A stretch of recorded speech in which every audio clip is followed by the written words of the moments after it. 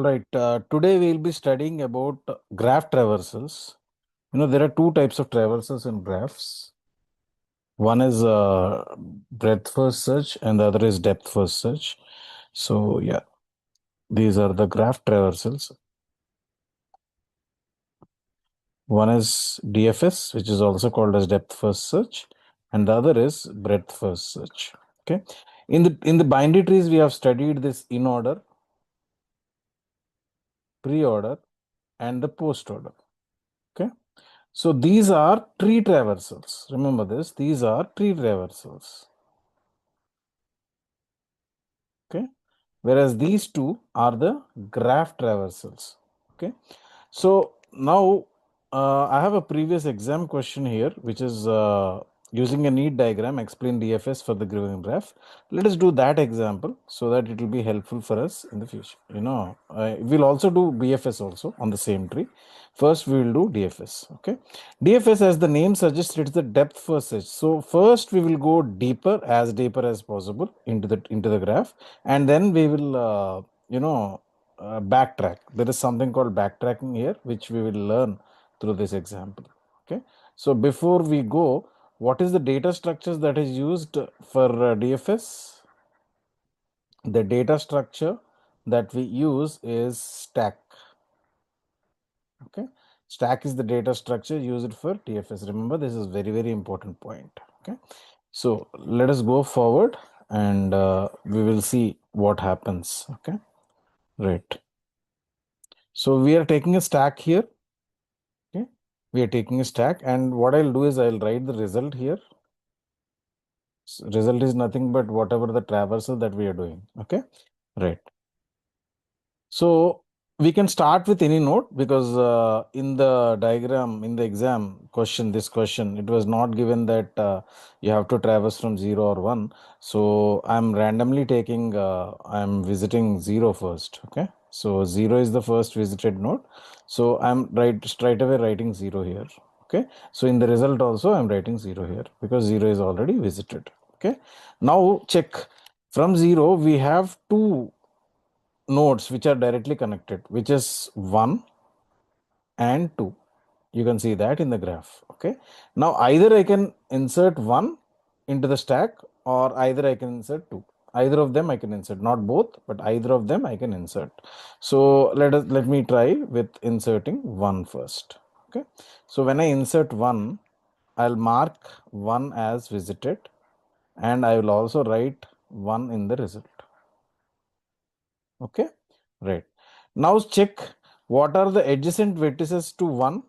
The adjacent vertices, if you observe, the adjacent vertices to 1 are, it could be 0, it could be 0 and it could be 2.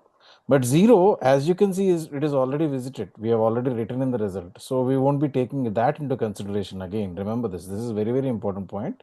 0 is already visited. Okay. So we will not be considering that. Okay. So we will be considering 2 now. Okay. So I'm writing 2 in the stack as well as 2 in the result, and I'm marking 2 as visited. All right. So now we are at 2 now. Okay. 1 is visited.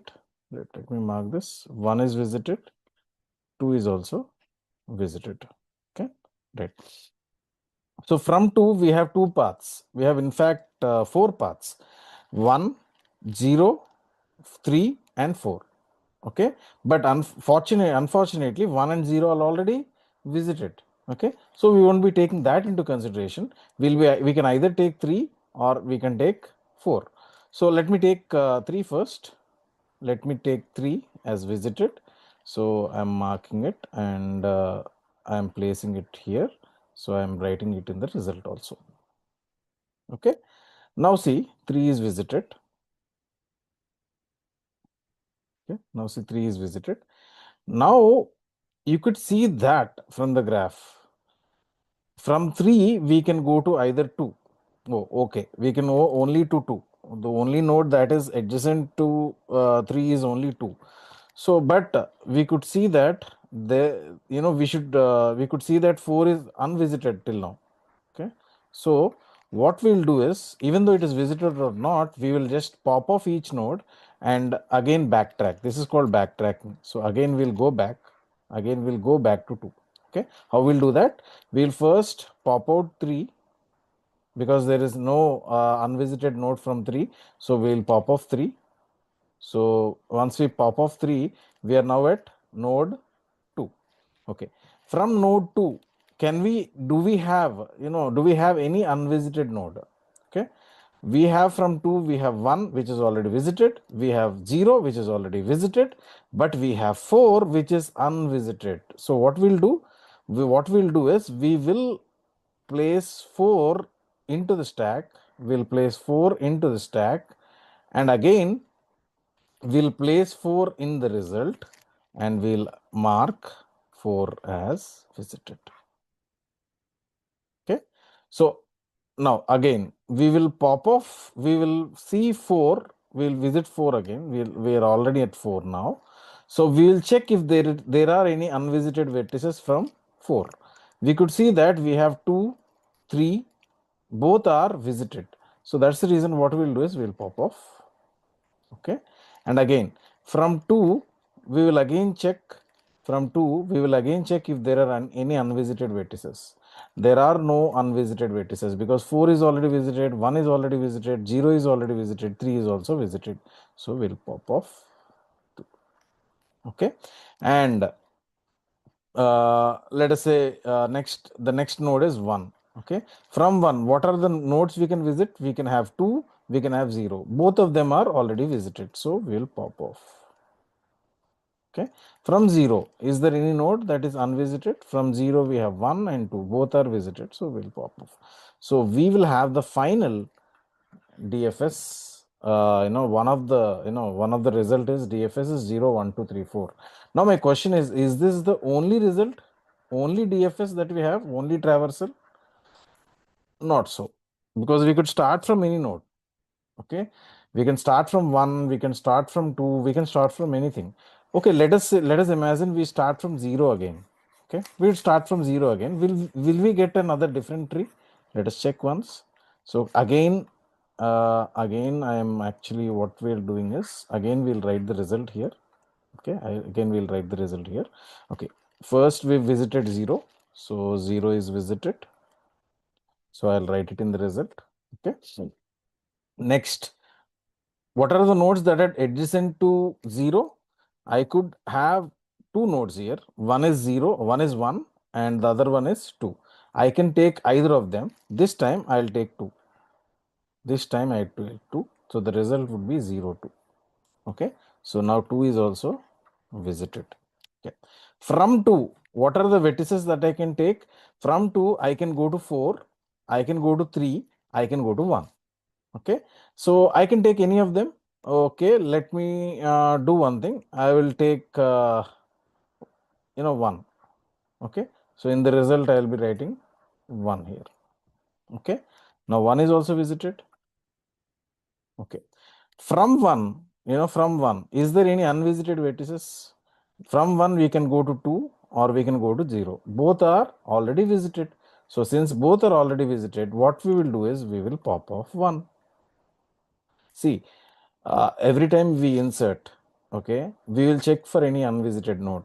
If there are any unvisited node, we will write in the result. Otherwise, if there are no unvisited nodes, then definitely we will pop it off and we'll try with the next node. Okay, so we popped off 1 that way, and now we will be trying with 2. Okay, is there any unvisited node here? Yes, we have 3 here, we have 4 here. I can write either of them, so this time I'll write 4.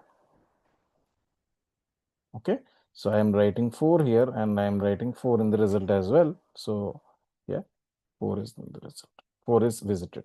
Okay, from 4 we'll check if there is any unvisited node. Okay, from 4 we have only 2. Okay, which is the node which is getting connected, and 2 is already visited. So since 2 is already visited, there is nothing to do with 4, so we'll remove it. Okay, now again from 2, is there any unvisited node? Yes, of course we have 3. Okay, so since we have 3, we will mark 3 as visited. We'll first put in the stack and we'll mark 3 here. Okay. Now from 3, we are checking 3 now. Is there any unvisited node? No, there are no unvisited nodes. So we'll be popping it off. From 2, is there any unvisited node? No, all are visited now. So it will also pop it off. From 0, if there are any unvisited node? No, there are no unvisited node. So finally, we have this as another DFS. Okay. Now you can imagine you can have many DFS traversals. Okay. So if someone asks you, if is there any unique DFS traversals? No, there could be many DFS traversals. Remember that. Okay. So this is all about DFS. What we'll do is for the same graph, we will actually do BFS now. Okay. For the same graph, we'll do BFS.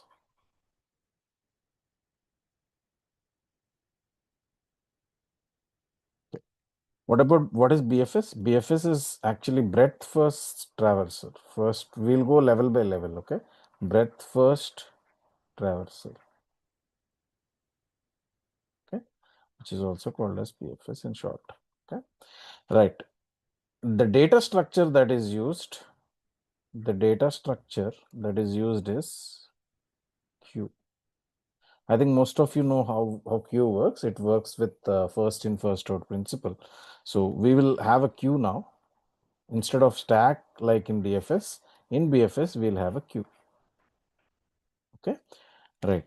So like in other examples, they didn't mention which node we start from. So we'll again start with 0. Okay, so I'm writing the result here. Okay, right. From 0 we are starting. Now what are the nodes that are adjacent to 0? One is 1 and other is 2. Okay, first of all, before everything we do, we write 0 in the result. Okay, after that we could see that there are 2 nodes that are adjacent to 0.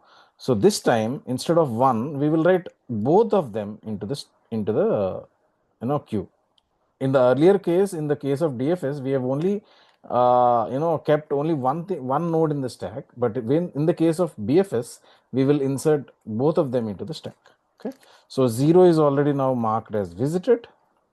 So I can write 1 2 or I can write 2 1. Either of them I can write. So there is no specific order that you should write 1 2. Okay, now so 0 is visited. Now let me go to 1. Okay, the next one is 1. So I will write result. In the result I'll write 1. Okay, and any vertices that are adjacent to 1, you have 2. Yeah, you have only 2. 2 is already we have written in the queue, so we need not write it again. So yeah, we will mark 1 as visited. We'll actually write in the result as well. Now this is also done. Now what about 2? What are the vertices that are adjacent to 2? We have 3 as well as 4. Okay. So after writing these two vertices, what we'll do is we'll mark 2 as visited and we'll write it in the result and we'll go for the next one. Okay. Now, what are the vertices that are adjacent to 3? There is nothing that are adjacent to 3. So we'll simply write down 3 here and we'll mark it as visited. Okay. So what are the vertices that are adjacent to 4? No vertices are adjacent to 4 that are unvisited. Of course, there is 2, but that is already visited. So we'll straight away write this 0, 1, 2, 3, 4. Okay. So now again the same question: is this the only BFS traversal that is there? Okay. Do you think so? Just pause the video and you just analyze if you can get another BFS traversal. You try it out yourself. Will there be any other traversal that can happen when you take 0 as the starting node? Just try to analyze. Just pause the video and analyze. Now again I'm taking Q. Okay. Again I'm taking 0 as the vertex, that is initial vertex. Again I'm writing the result here. Okay, right. So 0 I've taken and I am writing 0 in the result. I am marking it as visited. Okay, right.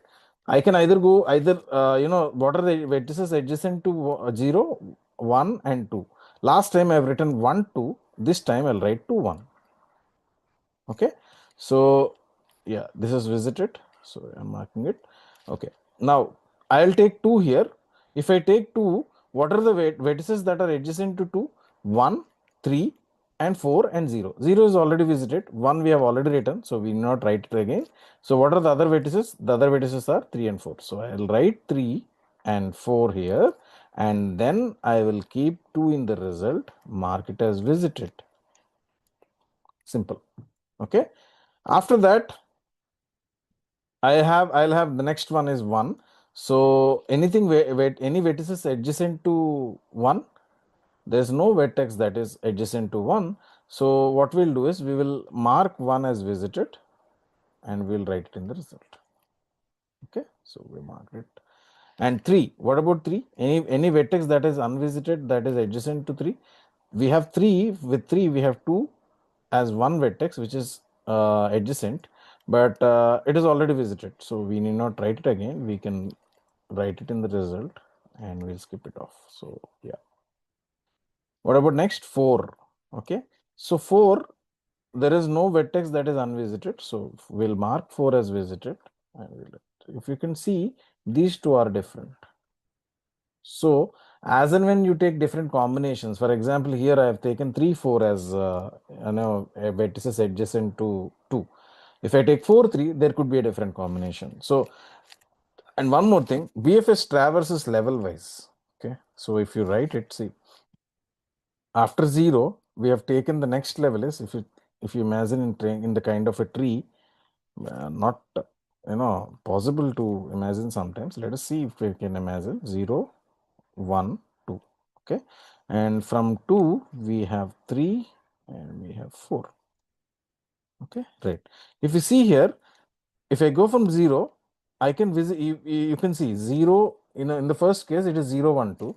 Okay, see here the level, see, this is, let us say, level 0, this is say level 1, this is level 2. Okay, so what I'll do is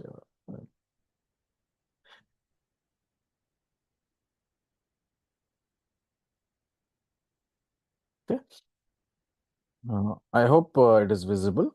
So level 0, if you see in the result, first anyway, the initial node is 0, and the second time it is either traversing 1, 2 or 2, 1. See here, either 1, 2 or 2, 1. In both the cases, it is traversing the level. Okay, and next either 3, 4 or 4, 3. We can have 4, 3 also, but it is traversing level by level. You could see here. You could see here clearly it is traversing level by level. So in the case of BFS, the traversal is level by level. Okay, I hope you understood both BFS and DFS. And now there are many questions in the case of BFS and DFS in university exams. So you could see here there is another question that is here. There are many questions actually, to be frank. Explain breadth versus traversal technique and write a C programming using stack to perform BFS. I don't know how they use BFS, stack for BFS, but we'll discuss about the program later. What we'll do is you just pause the video. Okay, you just pause the video and try to give me a no traversal for BFS and DFS. Okay, in the comment section. In the comment section, I want everyone to react, and you just give me the BFS and DFS traversals. Everyone will get unique traversals. Not everyone will get the same traversal. Different people may get different traversal, and they have already mentioned it starts from node A. Okay, so try to do that. These kind of things, not they will not come by listening. They will actually come by you practicing it. Okay, so try to practice and give it in the comment box. I'll tell you whether it is right or wrong. I'll reply you with whether it is right or wrong. Okay, I hope you understood this, and we'll see you in the next video where we will talk about the differences between BFS and DFS. Okay, so these two are combinational videos, so you should watch both the videos to understand it more in better clarity. Okay. Okay, thank you so much for listening to this video. Thank you so much. Okay, let us start with bubble sort in this video. So we have taken an input. This is our input. Okay. And the final output that we want is it is an ascending order, that is 6, 8, 9, 15, and 16. Okay, this is the final output we are going to get. This is the final output. Okay. Bubble sort is very straightforward, that we'll be comparing these first two. Okay, we'll be comparing 15 as well as 16. Out of which is smaller? 15 is smaller than 16. So will there be any swap? No swap. Since it is already in a sorted order, when you compare these two, okay, so there will not be any swaps. Okay, so let us go to the next one. Okay, when you compare 16 and 9, there will be swap because 16 is greater than 9. So we wanted in ascending order. So definitely 9 should be before 16. So that's the reason we'll have a swap. 9 and 16.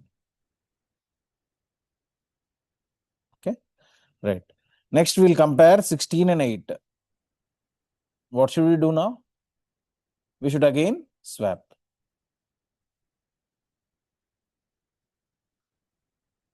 8 and 16. Okay, next. 16 and 6 will be compared. Okay, so when 16 and 6 will be compared, again, we'll have a swap. Why we are swapping it? Because 16 is larger than 6. Okay, so this is pass 1 of bubble sort. Whatever we have done now is pass 1 of bubble sort.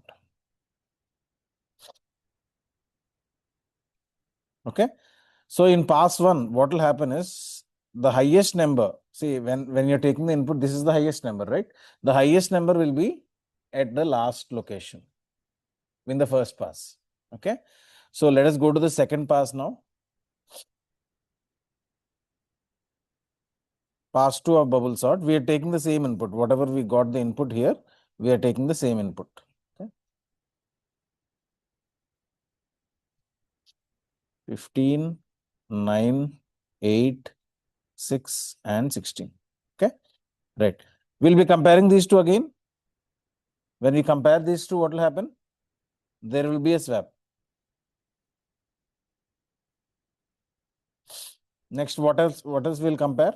We'll compare 15 and 8. Okay, so since 15 is greater than 8, so we'll have to swap this.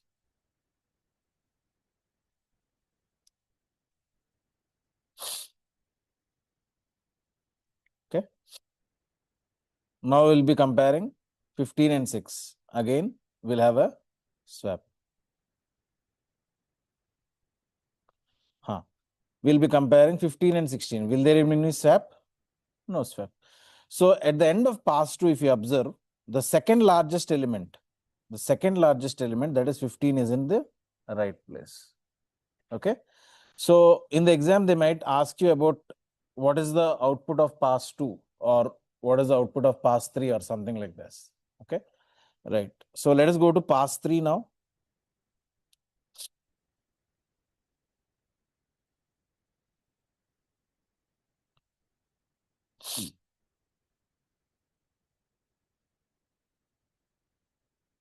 We'll have the same input again. Okay, 9, 8, 6, 15, and 16. Okay, so we will be comparing 9 and 8. So will there be any swap? Yes, because 8 will be swapped with 9. Okay, the next one, 9 and 6 is compared. So will there be any swap? Yes, because, okay, 6 and 9. When you compare 9 and 15, there won't be any swap. When you compare 15 and 16, there won't be any swap. Okay, so finally,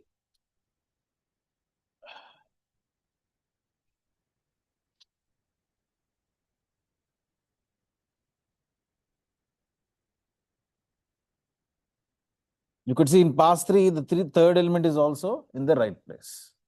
Okay. Now pass 4. 8, 6, 9, 15 and 16. Okay. Will there be any swap here? Yes, because 6 is less than 8. 6 and 8. So in pass 4, the fourth element, that is 8, is also in the sorted order. And we need not go for pass 5 because there is no element to compare. Okay. I hope you understood how bubble sort works. Okay. So in the next video, we will talk about efficiency of bubble sort. Okay.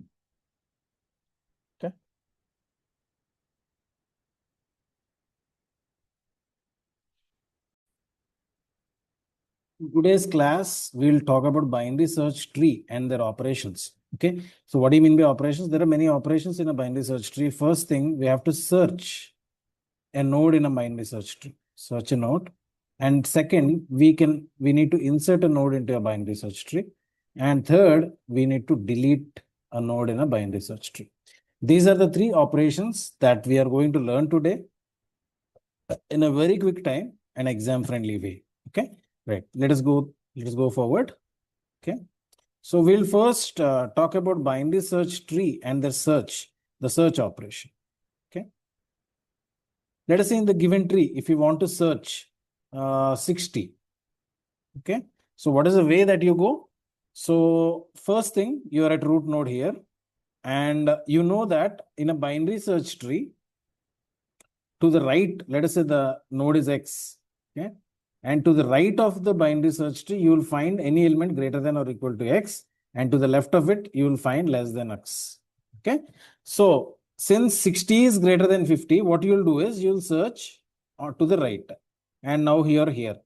Okay. When you're here, you could find the node is 70. So since it is 70, now 60 is less than 70. So what will you do? You'll go to the left of 70 because you know that anything less than 70 will be to the left of the 70. Okay. So that's the reason you'll go forward like this. And here you go, you have found out 60. Okay. That is how the search operation will go. Okay. You can take an example of a tree and you can just show them how the search continues step by step. Okay. So this is pretty straightforward and easy. Okay. And next, we'll talk about inserting a node. Inserting a node into a binary search tree. Okay. Right. Let us say I want to insert 90 into this tree here. Okay. Now, how do you insert? How do you insert? Just pause the video and tell me the right position to insert. Just try to understand it by yourself. Insert 90. So if I have to insert in 90, now at a same here. Okay. Now I have to move to the right or left? Definitely to the right. So I moved right. Okay. Now I am at 70. So is 90 greater than 70? Yes. So I have to move to the right of 70. So I have moved to the right of 70. Okay. And I have 80 here. So 80 and I don't have any node here. So simply, since 90 is greater than 80, I can simply insert it here. As simple as that. Okay. I hope you understood it. Let me give you one more example. Okay. Let us say I want to insert now. Now I want to insert. Let us say 10. Okay. Now I want to insert 10. Let me go. So, okay. Right. Now 10 is definitely less than 50. So now I'll move this side and I could see that I have 30 here. So 10 is still less than 30. So I'll go left to the left of 30 and 20. We have found it 20 and now 10 is less than 20. So I can insert 10 here. Okay. That is how we insert in a binary search tree. Since we know that anything, see, remember this, anything less than X will be on the left.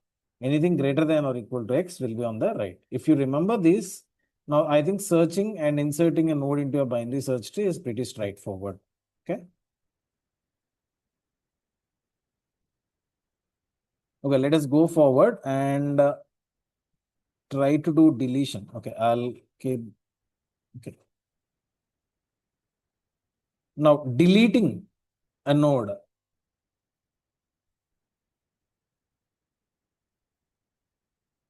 in a binary search tree. Now, when it comes to deletion, there are three parts in deletion. A node with no children, a node with single child,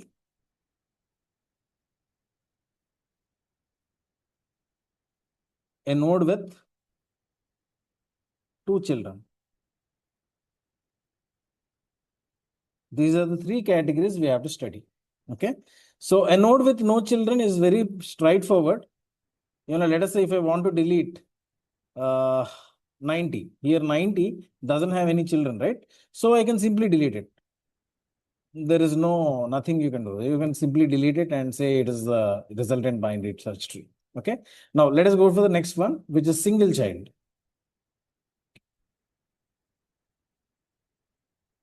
Okay. Which is single child. Let us say I have 10 here.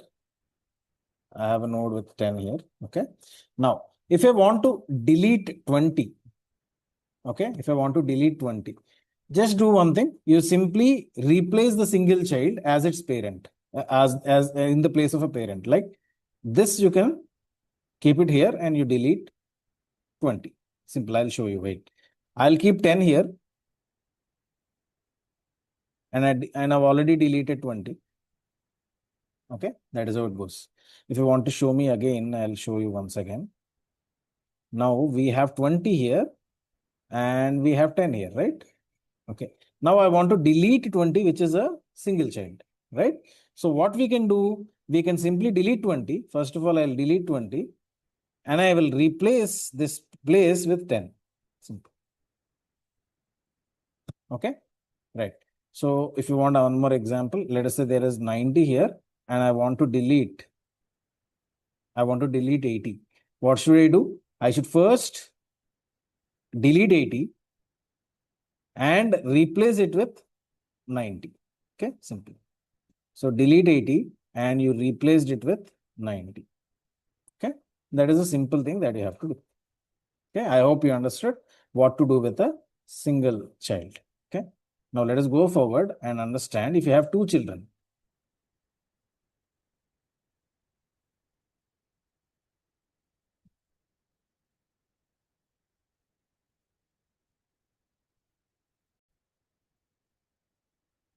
Now, before we move on to understand how do you delete a node in a binary search tree with two children, just find out the in-order traversal of this tree. Okay, we have already learned about in-order traversal, post-order traversal and everything. Now I am not elaborating it.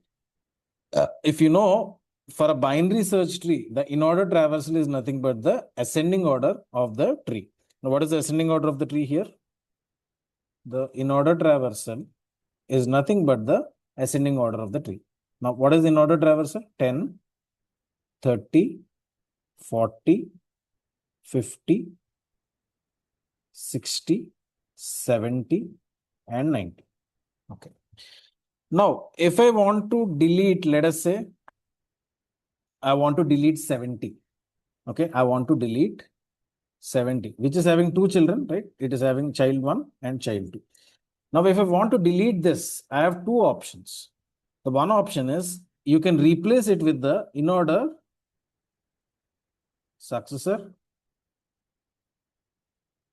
or in-order predecessor. Simple. The terms are difficult, but the game is easy. Okay.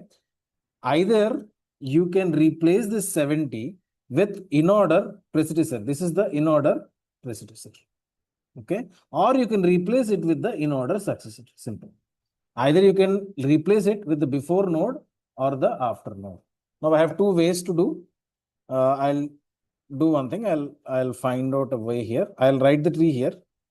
Only the 70, 60 and 90. Okay. Now I have two ways to do. One way is I can replace this. I will anyway delete this 70.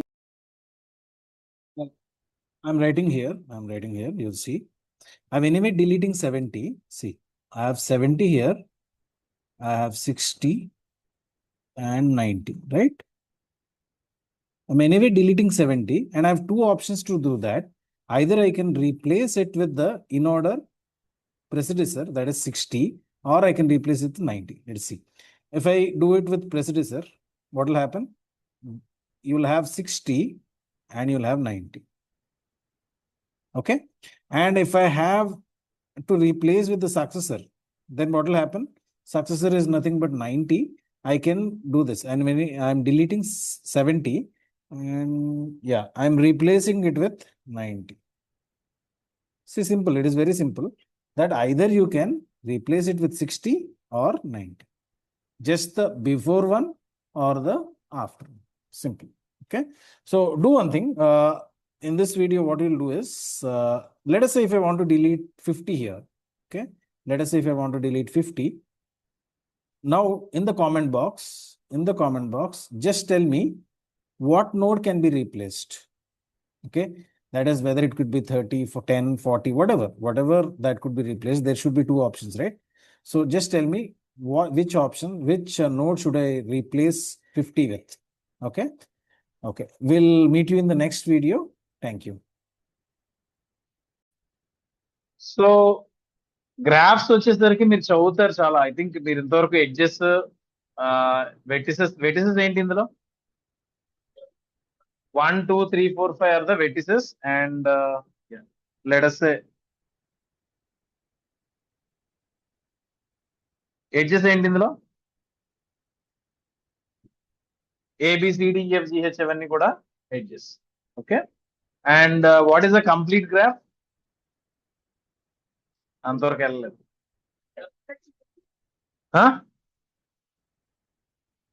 A complete graph is one where every vertex is connected to all the other vertex through an edge.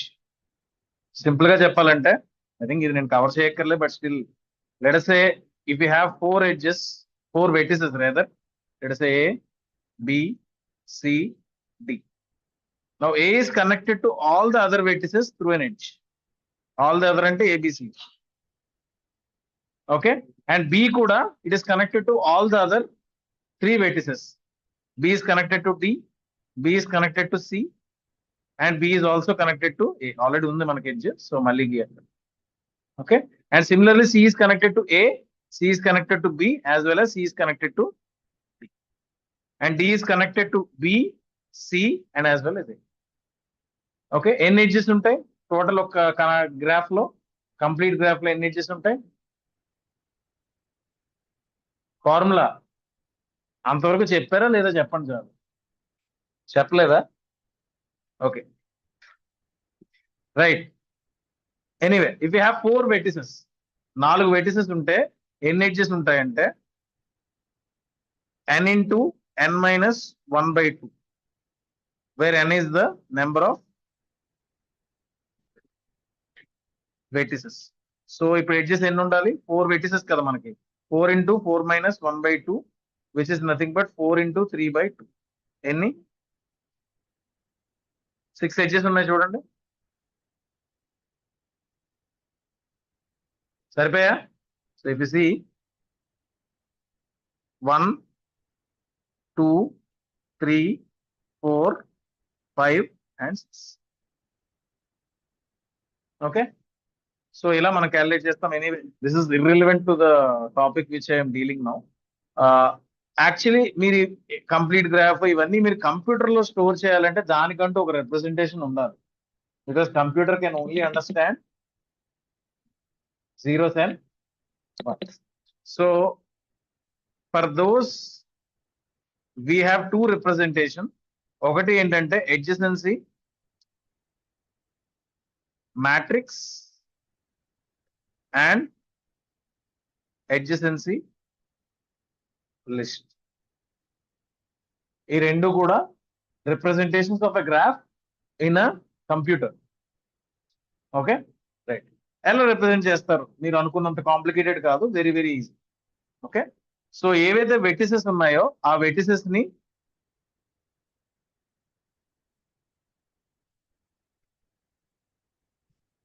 Weightage ఏంటంటే 1, 2, 3, 4 and 5 అంతేనా? ఇలా కూడా రాసుకోండి 1, 2, 3, 4 and 5 ఇలా opposite గా రెండు వైపులా రాసుకోండి. రాసుకున్న తర్వాత మీరు ఏం చేయాలంటే ఏ రెండింటికి ఎడ్జ్ ఉంటే ఒక లెట్స్ సే 1 కి 2 కి ఎడ్జ్ ఉంది అనుకోండి, then you represent it with 1, otherwise 0. చెప్పారా సార్? మరి అదే మరి. Okay right. సో నౌ 1 కి 1 కి ఏమైనా ఎడ్జ్ ఉందా? ఏమి లేదు కదా. యాక్చువల్లీ ఇలా ఉంటే ఎడ్జ్ ఉన్నట్టు, ఇలా ఏమైనా ఉంటే దాన్ని లూప్ అంటారు and it has an edge అన్నట్టు లెక్క. Well, in this video, we'll solve a previously asked question. Okay, these kind of models are repeatedly asked in the exam. So it is better that you prepare these kind of models. And to understand this video, you should first understand what is in order, pre-order, and post-order. Okay. So for that to be understood, I'll give you a link. I'll give you a pop-up where you can watch that video first and then come to this video, because unless you understand that, probably you won't be understanding this. Okay, right. Now, what is pre-order? Pre-order is first we'll visit the root, then the left, then the right. Am I right? Okay. What about in order? In order, we'll visit the left node first, and then the root, and then the right. Okay. Post order, we'll left, right, and then the root. I hope these orders are clear to you. Okay. Now, what in this question they have given you an in order and as well as pre-order traversal, and they're asking you to construct a binary tree. Okay. So for this, you need to know this. Now see how I'll construct the tree. Now, definitely the first node here should be the root node, because what pre-order tells you is the first node is the root node. So I could guess from this that A should be the root node. Clear? Okay. If A is the root node, here you have A here, and this BC here should be the left subtree. Am I right? This BC here should be the left subtree, and this part EDGHFI, EDGHFI,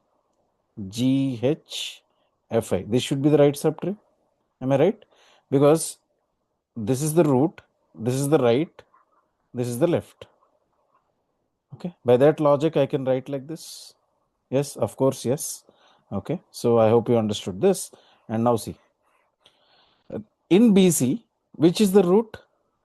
To find out which is the root, you just go again to the pre-order. In BC, which node appeared first? This node appeared first, isn't it? So since this node has appeared first, so B will be the root. Okay. Now the question is, yes, B is the root. Yeah, you identified. Now you have to identify whether C is the left node or right node of B, isn't it? So I can place C here. I can place C here also. So where should I place? For that, I have to go to the in order. Okay. Okay. In the in order, you could see after B, there is C. Okay. So what is in order? Root, and to the right of root, there is a right subtree, and to left of it, there is a left subtree. So to the left, nothing is there. So BC, if you see here, C is to the right of B. So that's the reason it is the right side. Okay, right. So the left subtree is constructed. So we'll construct the right subtree now. Okay, in the right subtree, we have EDGHFA. We have to find the root among this. So yeah, here you go. This is the pre-order. Okay, this is the pre-order which we have EDGHFA, everything. Okay, among this you could see that which is first written in the pre-order, root is first written, right? Which is first written here? D. So now D is the root. Clear? Now D is the root. Okay. If D is the root, what is the left subtree and what is the right subtree? How do you find that? You have to go to the in order traversal. Okay. To the right of D, we have GHFI, right? To the right of G, we have GHFI. GHFI is the right subtree. Very clear? Okay. Now see, to the right, left of D, we have E. We also have A, but anyway, A is the root. So we are only considering D, E, F, G, H, I. We should only see that. Okay. So to the left of D, we have E. So yeah, to the left of D, we have E. Okay. So remember this. In order is root. The left of root is nothing but the left subtree, and the right of it is nothing but the right subtree. Now we have got this. Now GHFI, we have to find where GHFI is in the pre-order. Okay. So where is it? Yeah, you could see here GHFI is here. Okay. Here in GHFI, which is the first appeared node? Which is F. So F is the root. So simply F is the root. Okay. If F is the root, what is the right subtree and what is the left subtree? How do you find it? You find out where is GHFI here. Okay. Now, to the right of F, see F is the root, there is I. So, definitely this will be the node. Okay.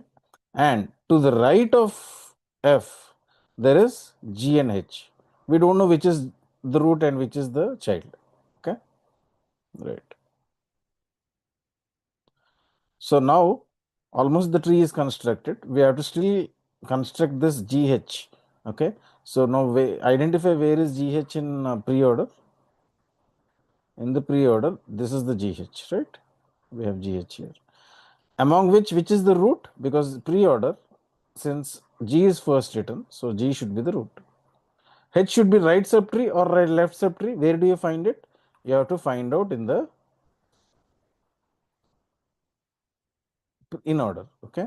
So after G, H is written. To the right of G, there is H. So here also to the right of G, there is H. Simple. Okay. Now this is the tree that is constructed. Okay. If we have also watched the height of the binary tree. Okay. Now tell me what will be the height of this tree. Okay. What will be the height of the tree? Just write out if you want to find out the height. The height is the longest edge from the root node to the child node. Okay. Here you could see the longest edge should be this 1, 2, 3. No, no. 1, 2. This is 1. This is 2. This is 3. This is 4. This should be the longest edge.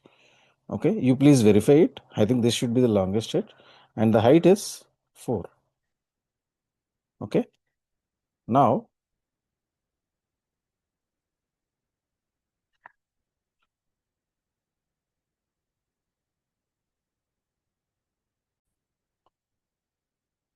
you try to answer this question. Okay.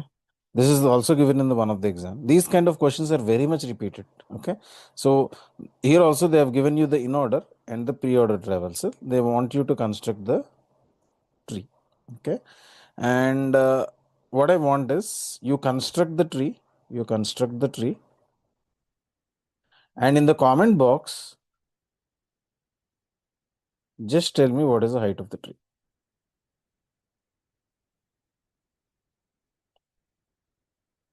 To find out the height of the tree, we have already given you a video. Okay.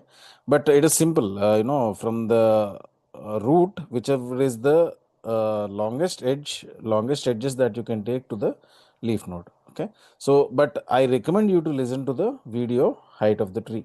Okay. For better understanding, because height of the tree is very, very important to know. Okay.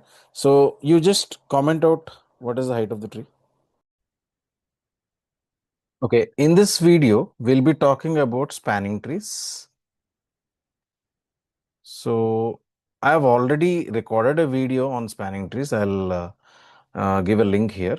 Okay, so you could first watch that video and then come to this video. so that you will have a better clarity. But for now, to understand the video, I am giving 3 pointers for a spanning tree where you will, so that you will understand. One is no loops. A spanning tree should not have any loops, and all the weights, all the nodes should be connected. Okay. And it should be minimum. If you're thinking about minimum weight spanning tree, the weight should be minimum weight. Okay. And to compute this minimum weight spanning tree, there are two algorithms proposed. One is Prim's algorithm. Okay. And the others is Kruskal's algorithm.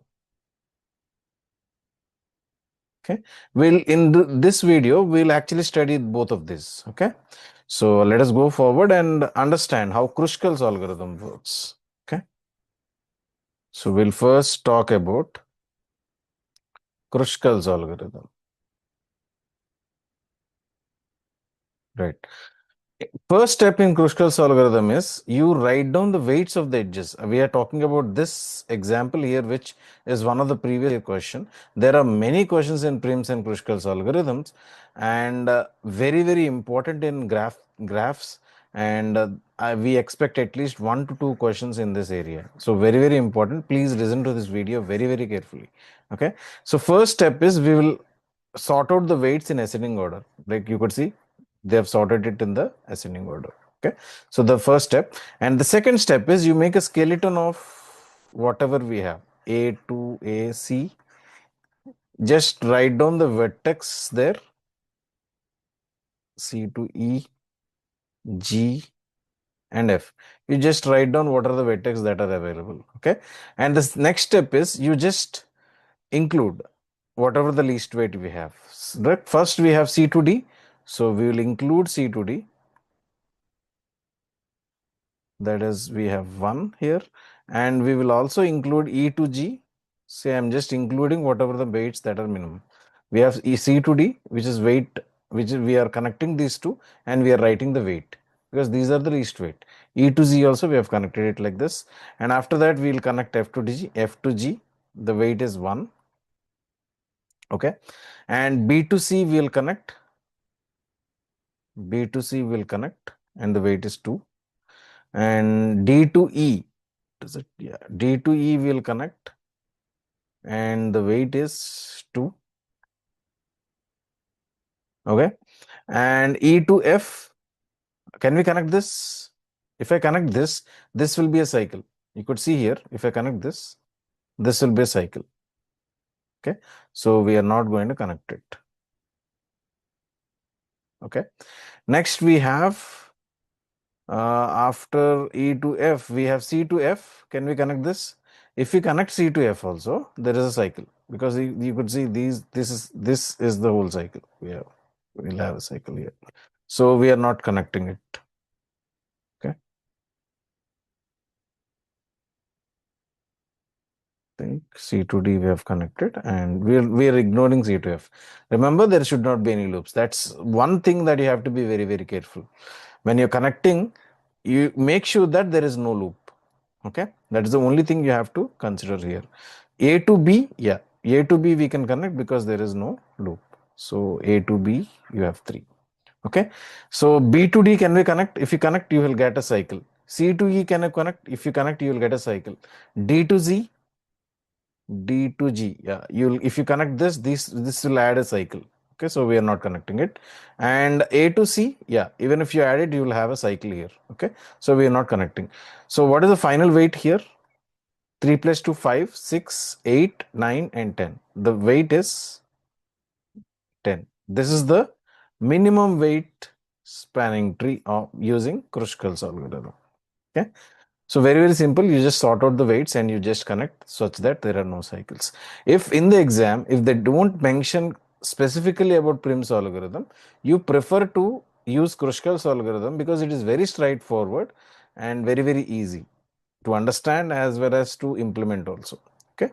So now we'll study about the Prim's algorithm. Okay. I hope you understood this. I hope we will continue with Prims. If you didn't understand this, please rewind this video and listen it again. Okay. So the minimum weight we got is 10. Okay. So we'll also do with the Prim's algorithm. So let us see how much weight we get. Okay. Okay, we'll talk about Prim's algorithm now. Okay, let us see down here. What is Prim's algorithm?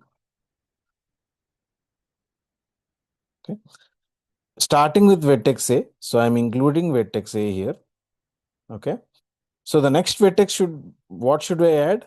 So see here, you maintain this table here. Whatever we have given the table, you maintain this table in the exam. So current MST vertices, minimum spanning tree vertices, we have A already included because we start with vertex A. From A to B, we have an edge which is of weight 3. From A to C,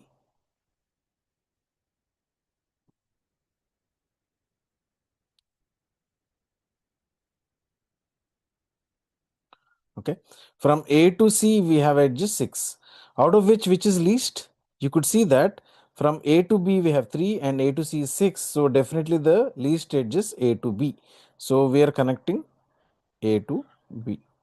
Okay. So what is the weight? We have 3. Okay. And now we have A as well as B in the current vertices. Okay. So we could see we have A and B. So now from A to C, we only have the edge with 6. Now the new weights that are included are B to C and B to D. You could see here from B to C there is an edge and B to D there is an edge. Okay, and A to C we only have at the edge. Okay, these are the three. See, whatever the vertices that are included, you just write down the edges that are corresponding to it. Okay, with A, I have A to B and A to C. I have written it and I have taken the least among it, which is A to B. Okay, now since A and B are included, now A as well as B are included. You could see the graph here. Okay, so now since both of them are included, now I'll write the vertices along edges along A as well as along B. A to B I have to write, but anyway A to B is already there. So we have written A to C, we have written,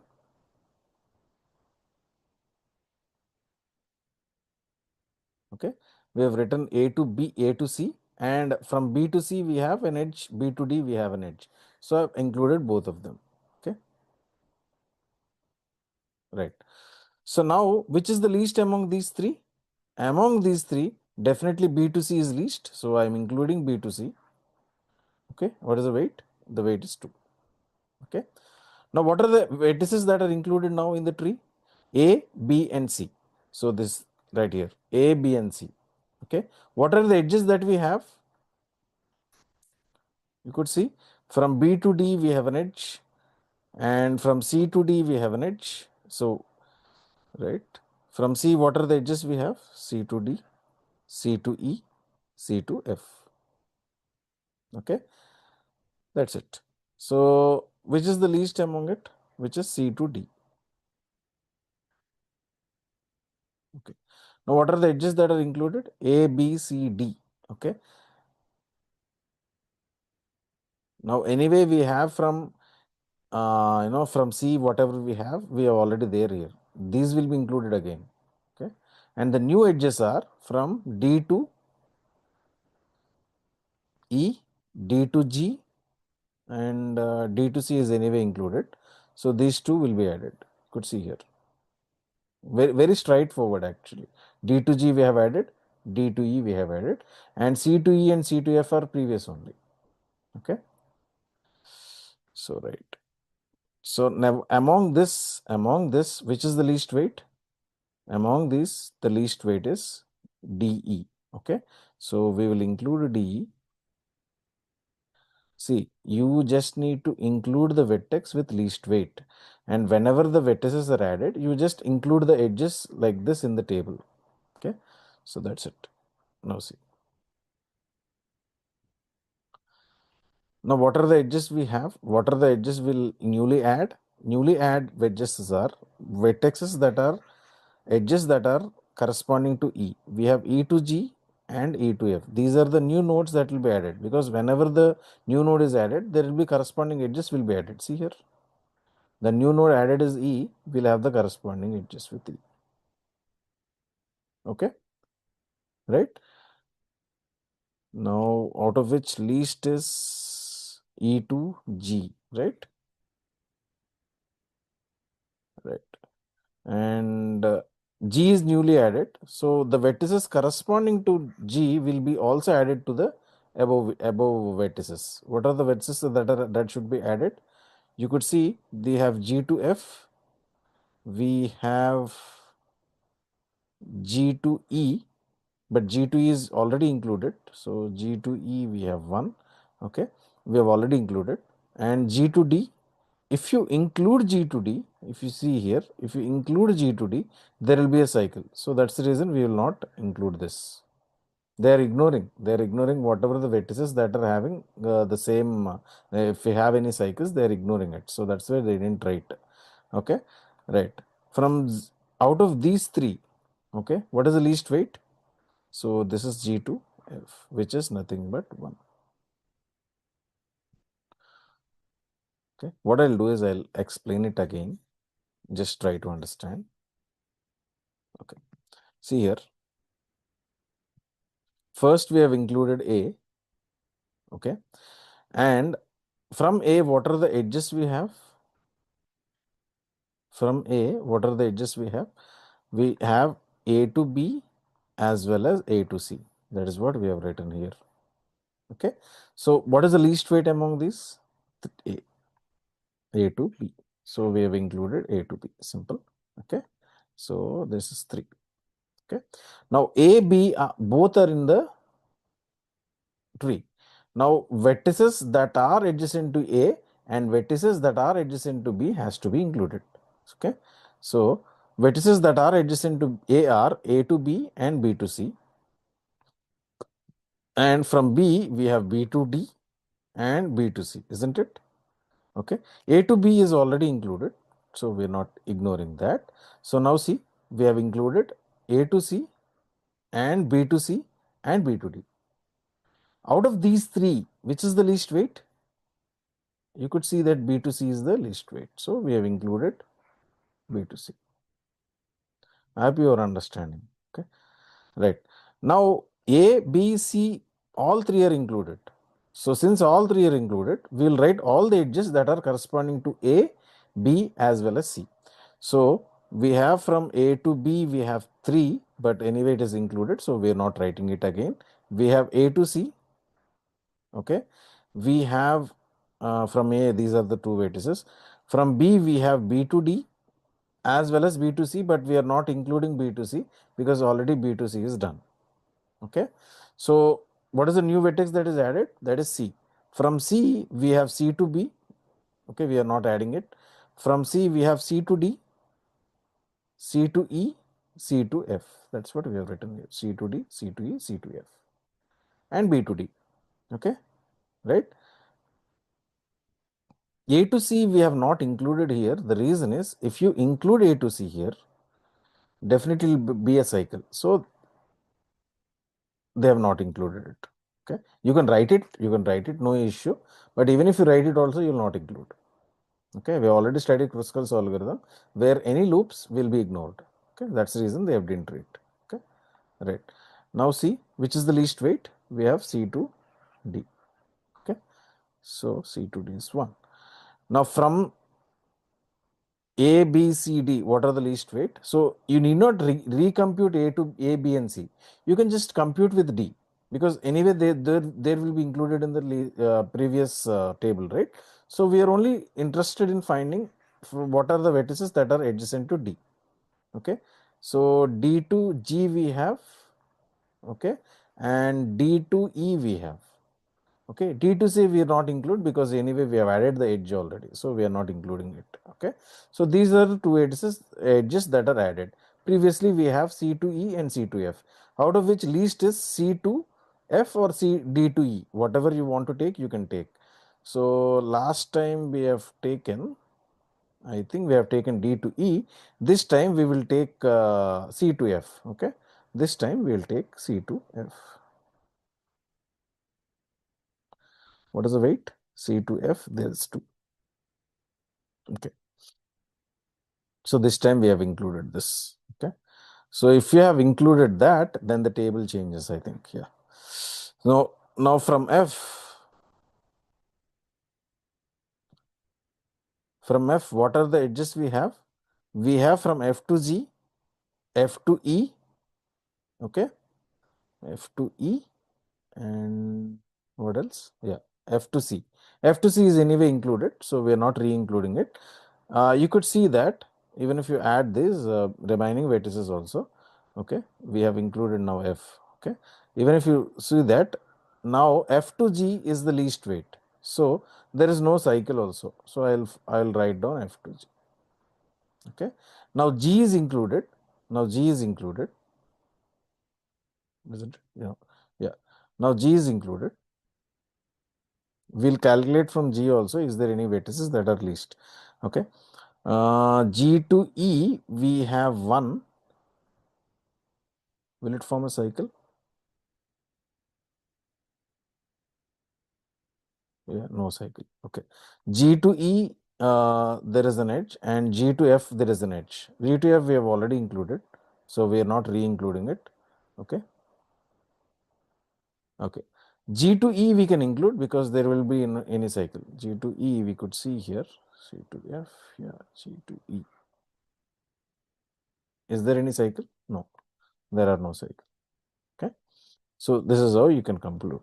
Now all the vertices are connected. All the vertices are connected. Okay. And now calculate the weight 3, 2, 5, 6, 8, 9, and 10. Okay. This is the minimum weight spanning tree that we have got. Here also the weight is 10. Okay. When you are trying Kruskals also, the minimum weight is 10. Now, one thing if you have to remember is, if you have weights that are repeated, you could see here, 1 is repeated twice, I think 2 is repeated 3 times. If you have weights that are repeated, there cannot be a unique spanning tree. Okay, remember this. If the weights are repeated, there can be different kind of trees that will come. Because here you could see either C to F can be included or D to E can be included. Based on that, we have got 2 trees here. Okay, and one more thing is the least weight. There is an edge with one weight 1. Okay, it is not mandatory that it will be included. Okay, any weight that is not included, which is 1. No, as of now in this example there is no such weight, but sometimes there will be a weight 1 edge which may not be included because it can form a cycle. Okay, we'll study about that in a different example, but in this example all the ones are included. Okay, C2s are all included, B to C, D to E. See here, even though we have a weight with D to E which is just 2, okay, but that was not included. Okay, but even though the weight of A to B is more than 2, okay, still it is included. So it is not mandatory that the least weight will always be included. Okay, these are one of the previous gate questions that were frequently asked. Okay, even though there is a least weight, it is not mandatory that it will be included in the spanning tree if the weights are repeated. Okay, so I hope you understood this. So either you do it by Kruskals or by Prims, either you get different trees if you have the weights are repeated, and you'll get the same minimum weight by doing with both of the procedures. Okay, so what I'll do is I'll give you another question. You just see these kind of questions, the Prims or Kruskals, are looking easy, but actually you have to do it on your own.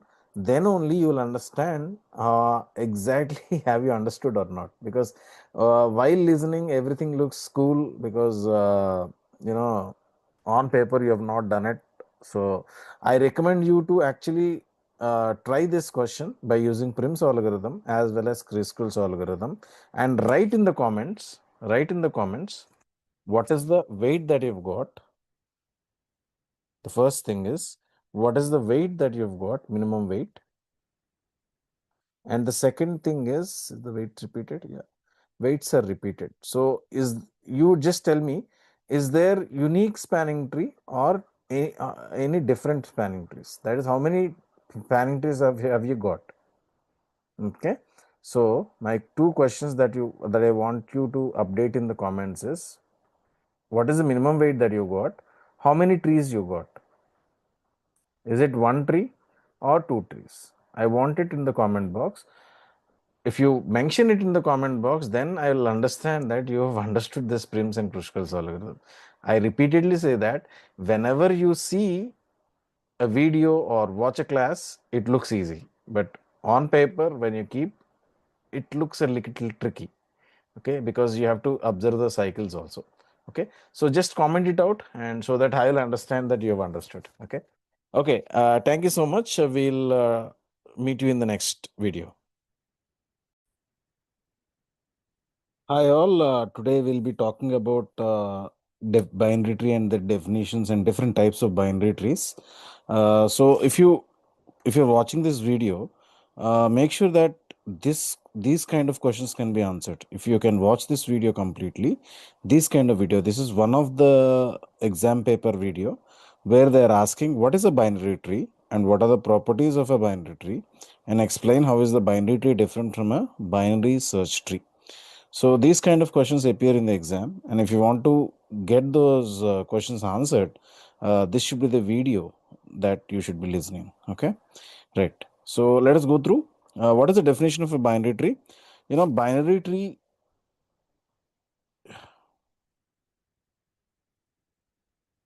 Binary tree is a non-linear hierarchical data structures. If you know, I'll make a video again. Linear versus non-linear data structures. You know, trees are non-linear, while your stacks, queues, which you'll be learning in the previous videos. Stacks and queues are linear data structures, while trees are non-linear data structures. Okay, in which each node has at most two children. One is called the left and the right child. That is, only two children are allowed in a binary tree. That is the reason the word at most. At most means at the worst case, at the best, it cannot exceed more than two children. Like for example, it cannot have three children like this. Okay, this is called a ternary tree, not a binary tree. Okay, whereas it can have simply one node, and that is also a binary tree, or it can have one node, one child, then it is also a binary tree, or it can have something like this, or it can have something like this. All these are binary trees. Okay, so that is a definition. It will have a left child and it will have a right child, and it is a non-linear hierarchical data structures in which each node has at most two children. I think with these, you need not mug up this definition. I think you will understand this definition rather than mugging up. Okay, so right. So let us go through some terminologies which we have to learn while we understand the binary tree. Okay, so let me take that example for you, and I'll explain what is a node, what is a root, and what is a child, everything. Okay, so let me take a tree now. Let me take a tree here. Let us say A, B, C, D, and E. Okay, let us say F. Okay, now here we will mark what are the nodes, what are the child nodes. See, what is a node? Basic element containing the data. So everything, all A, B, C, D, E, F, everything is a node. Okay, and root is the topmost node, topmost node. Okay, root is the topmost node. Here you can see what is the root. What is a root? It is a topmost node. So this is the topmost node. Okay, so this is called the root. The root of the tree is A. Okay, what is a parent? A parent node is having a children, right? Here root is also a parent. This is also called as parent because it is a child of B and C. So A is a parent of B as well as C, and similarly B is a parent of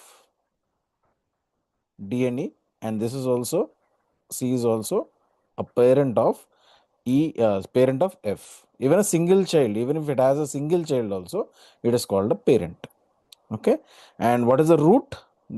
It is a topmost node, whereas parent, anything which is having children, is called, let us say this is a node, let us say D, E. Okay, here D is also parent. Okay, so parent node is that, and let us go forward. What is a child? Descendant node.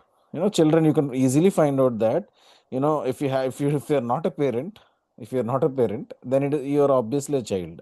Okay, unless you become a married person, and unless you become a parent, you're simply a child. Okay, so here see, D, E, and F, all these three are the child nodes.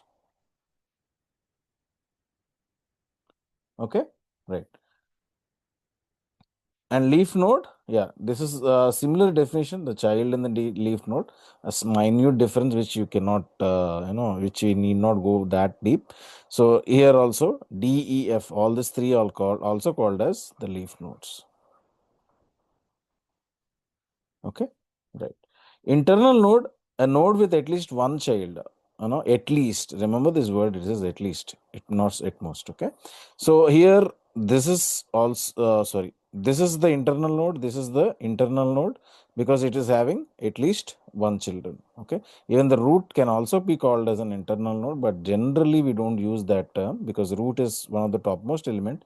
So we don't call it, as per the definition, we can even call root as a internal node, but generally we don't call. Okay, so what is a subtree? Any smaller tree than this. Let us say if I take B, D, E as a separate tree, then it is called a subtree. Okay, right. Finally, okay, what is the root? It is the topmost element. What is a parent node? Any node which is having the at least one child. Okay, here C, B as well as A is called a parent node. And what is a child node? End of the day, if you don't have any children, then it's called, you can be called as a child node in a very loose terminology, and as well as leaf node with the same definition. And internal node, any node with at least one child. I hope you will remember all this, because all these terminologies have to be remembered, because these are the basics. Okay, so let us go forward and understand some of the trees. I hope this section of definitions are very clear to you. We'll move on to the next definitions. Okay. What are the types of binary trees? There are different types of binary trees. One is full binary tree, complete binary tree, perfect binary tree, and a discrete tree. Okay. So we'll talk each definition one by one. Okay. Right. Every node in a full binary tree, there is only one condition: either zero children, either you don't have a children, or you have at least two children. There is nothing like middle. Okay. Like for example, see, if this is a node, it should have either two children or it should have no children. Okay. Right. See, I'll give you one more example. Is this a full binary tree? No, because it is having only one child. Okay. So let me give you one more example.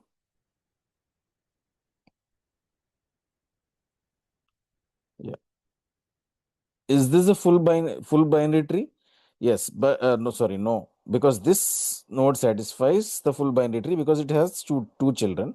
This node also satisfies because it has two children, but this node violates the definition of a full binary tree because it is having one child. So simple funda, either you have no children or you have two children, then it is called a full binary tree. Okay, I hope it is very much clear to you. Okay, let us move on to the next one. What is a complete binary tree? This is very interesting and very important because if you're learning heaps, this is very, very important. And also representation of a binary tree also, it is very important. Okay, right, let us go forward. What is a complete binary tree? All levels are full except possibly the last level and filled left to right. This is very, very important. They are filled left to right. For example, if I have a node here, I can fill the second, let us say this is first node, this is the second node, and I'll fill the third node from left to right. First, I'll fill this, and second, I'll fill this, and after that, I'll fill this. Next, I'll fill the leftmost node with 4, this with 5, 6, and 7. In essence, I am telling that, you fill the leftmost first. Now, what should I fill first? If I want to insert some node, okay, let us say A, okay, where should I fill it? I should fill it here. Okay. If I want B, can I fill it here? No. I should fill the right one first and then I can go to the next level. So it is filling from left to right. It is filling from left to right. and level by level. What is level? Okay, this is, let us say, level 0, and this is level 1, and this is level 2. So it is going level by level. Okay, so yeah, I'm inserting A here, I'm inserting B here. See, I cannot insert like this. Remember that. It should be filled from left to right. So first I'll fill the leftmost node here, and then I can fill the rightmost node. First I'll fill the leftmost node, and then I can fill the rightmost node. Okay. So I hope it is very clear to you. I'll give you one example where it is not a complete binary tree. Okay. I'll give you one example. See.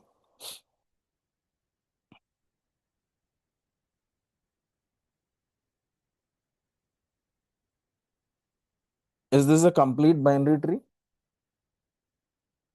Is this a complete binary tree? Because you see, you can pause the video and examine yourself why it is not a complete binary tree. Just pause the video and you understand. Because here you have to be the nodes first have to be filled with where these nodes has to be filled, then you can fill these nodes, because this is the first node, this is the second node, this is the third node, the fourth node should come here, and the fifth node should come here, and the sixth node, and this is the seventh node. But before filling these two, okay, they are straight away filling this, so that is not possible. So the node should be filled left to right. That is very, very important. This is the concept which is used to build the heap. Okay. So very, very important concept. I hope I made it very clear to you. Okay.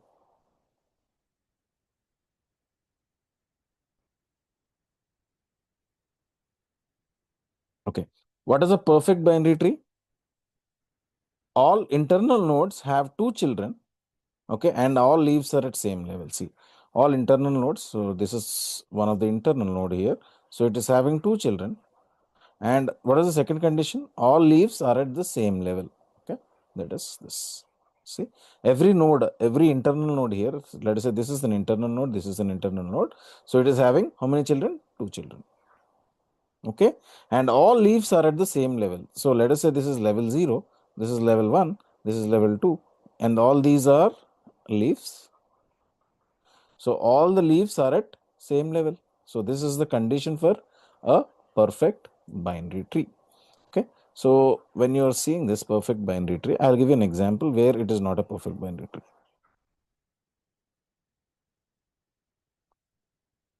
Okay. Is this a perfect binary tree? Let us examine the first condition. All internal nodes have two children. So this is an internal node. So it is having two children. This is a leaf node actually. This is a leaf node. This is a leaf node. This is the leaf node because it is not having any children. So this is called the leaf node. Leaf node. But are they at the same level? All the leaves. We have three leaves here. And are they at the same level? Because if you see here, this is at level 0, this is at level 1, and this is at level 2. Okay. So let us say leaf A, leaf B, leaf C. Okay. If you see, leaf B and C are at level 2. Okay. While if you say A, it is at level 1. So this cannot be called as a perfect binary tree. The reason is the all leaves are at not same level. So remember that in a perfect binary tree, okay, all the internal nodes have to have two children. That is the first condition. And the second condition is all leaves should be at the same level. So you can see the difference between these two. Okay, if you understand, you just pause the video and you just understand what are the difference between the two trees. Okay, you see the leaves are at different level. Okay, great. Let's go to the next one.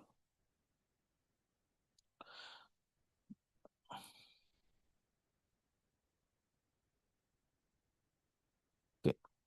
Before you watch this balanced binary tree, you just watch my video of height of a binary search tree. There you'll understand what is the height. So I'll make sure that just watch the video, because unless you watch, it will not be very clear. Okay. So let us go this further.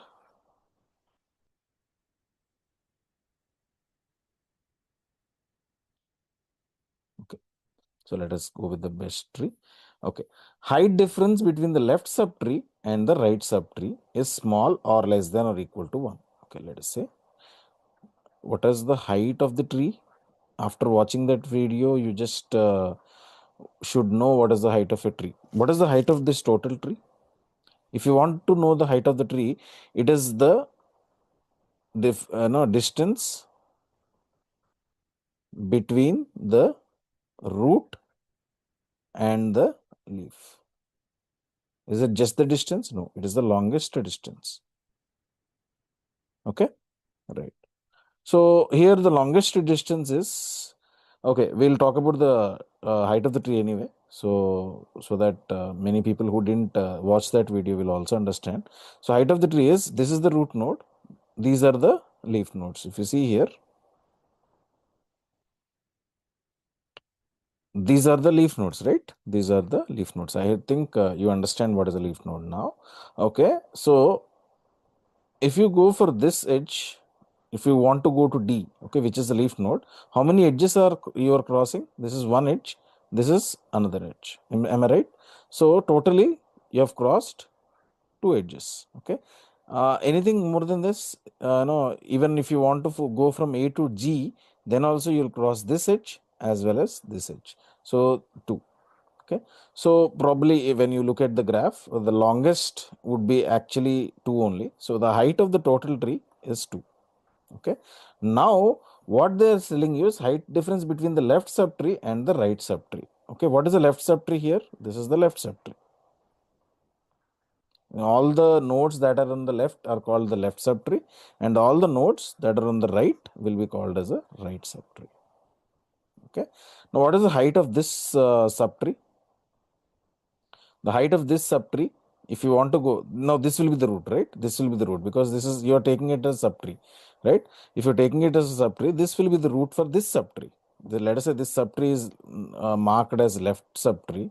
For the left subtree, B is only the root. For the right subtree, C is the root, right?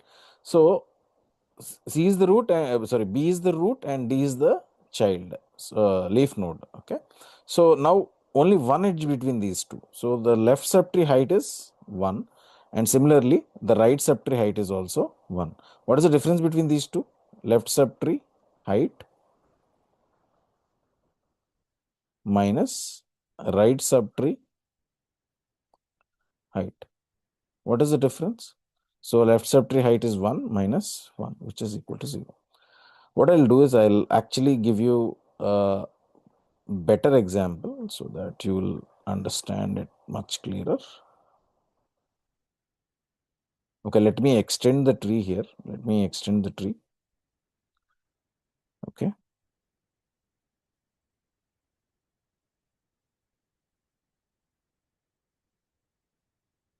Okay. This small extension should be enough. Okay. Now calculate this. Okay. What is the height of the tree now? The height of the total tree, which let us say this is T1, this is the tree. The height of the total tree, if you see, this is the root node and this is the leaf node. You can watch by, just by visually, you can tell that this should be the longest root. Okay. So this is, you're crossing one edge here. You're crossing one more edge, 2. So this is, you're crossing one more edge. This is the first edge you're crossing. This is the second, and this is the third. So height of the subtree, height of the total tree here is 3. Okay. So I hope, better you watch that video for height of this tree, because I don't want to extend this video any further about the height of the tree. So you learn that video and come back. And let us take the left subtree height. Okay. What is the left subtree height?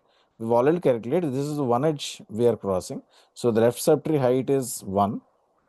And the right subtree, if you're taking this, it is the right subtree. The right subtree height, if you want to calculate the right subtree height. Okay.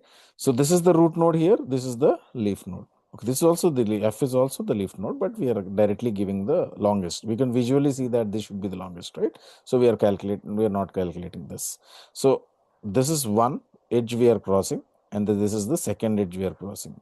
So here, okay, we'll have a mod, left subtree minus right subtree. Okay, we'll have a mod. Okay, what is the height of the left subtree? Which is 1 minus, what is the height of the right subtree? The height of the right subtree is 2. Okay, so 1 minus 2 in the mod, which is nothing but minus 1, which is nothing but 1. So this is the condition.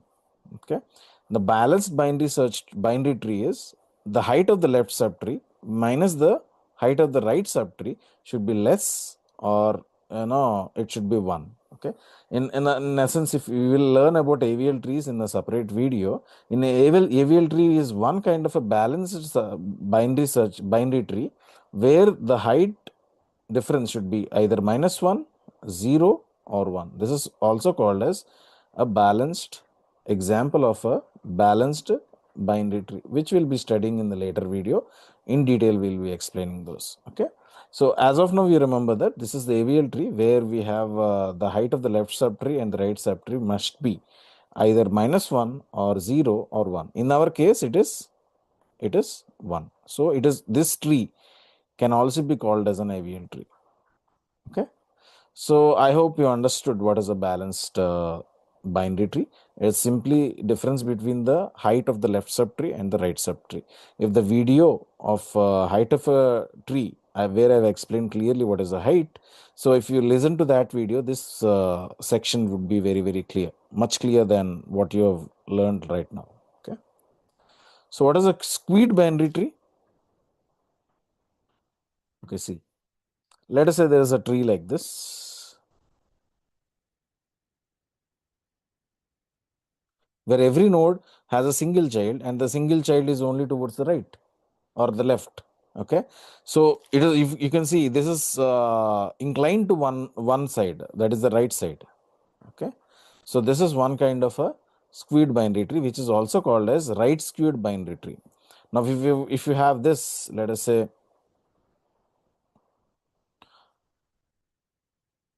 I'm representing the numbers just to visually appear, but need not be, the numbers need not be the same. Okay, so this is also having, every node is having one child and it is inclined towards the left. So this is called a left squared binary tree, whereas this is called right squared binary tree. Okay, so this is all about the properties of a tree, but we still have to go through the traversals.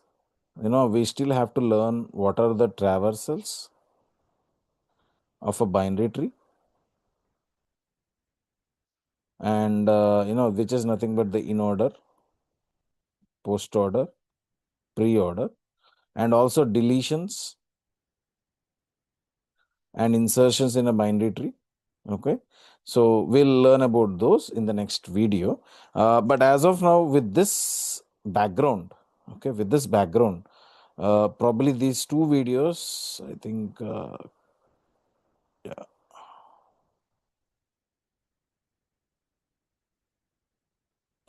What they've asked the question here, what is a binary tree? Now you know the binary tree definition, and what are the properties of a binary tree? Properties of a binary tree, your node, what is a node, what is everything, what are the properties, we still have to learn, because we will learn about this in the next videos.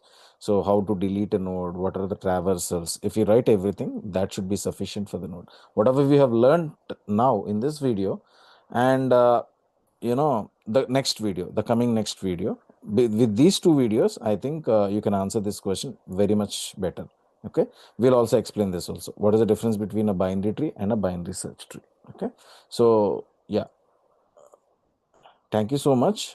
Please go to the next video and also watch that video, because then only you can answer the complete question, any kind of question related to the binary trees. If there is a question coming with binary trees, they can ask type of binary tree, they can ask traversals of a binary tree, they can ask insertions and deletions of a binary tree. Everything you can learn from these two videos. I'm not making this video very lengthy, so that's the reason I'm stopping it here. So we'll meet you in the next video so that you'll answer this question properly. Okay, thank you so much. Okay, in this video, we'll be talking about quicksort, which is one of the most important sorting algorithms. Okay, in quicksort, I'm getting straight to the point. We'll have a pivot element, and this pivot element can be taken as a starting element, as a middle element, as an end element. Any element you can take it as a pivot element. There is no issue. But you will also take, let us say I take pivot element as the starting element. Okay, you will also have 2 pointers which are start and end. End will be pointing to the end of the array and start will be pointing to the start of the array. Okay. Now, what happens, why this pivot element is, after the end of one pass of quicksort, what will happen is anything less than or equal to pivot will be on one side, and anything greater than or equal to, greater than will be on the right side of the pivot element.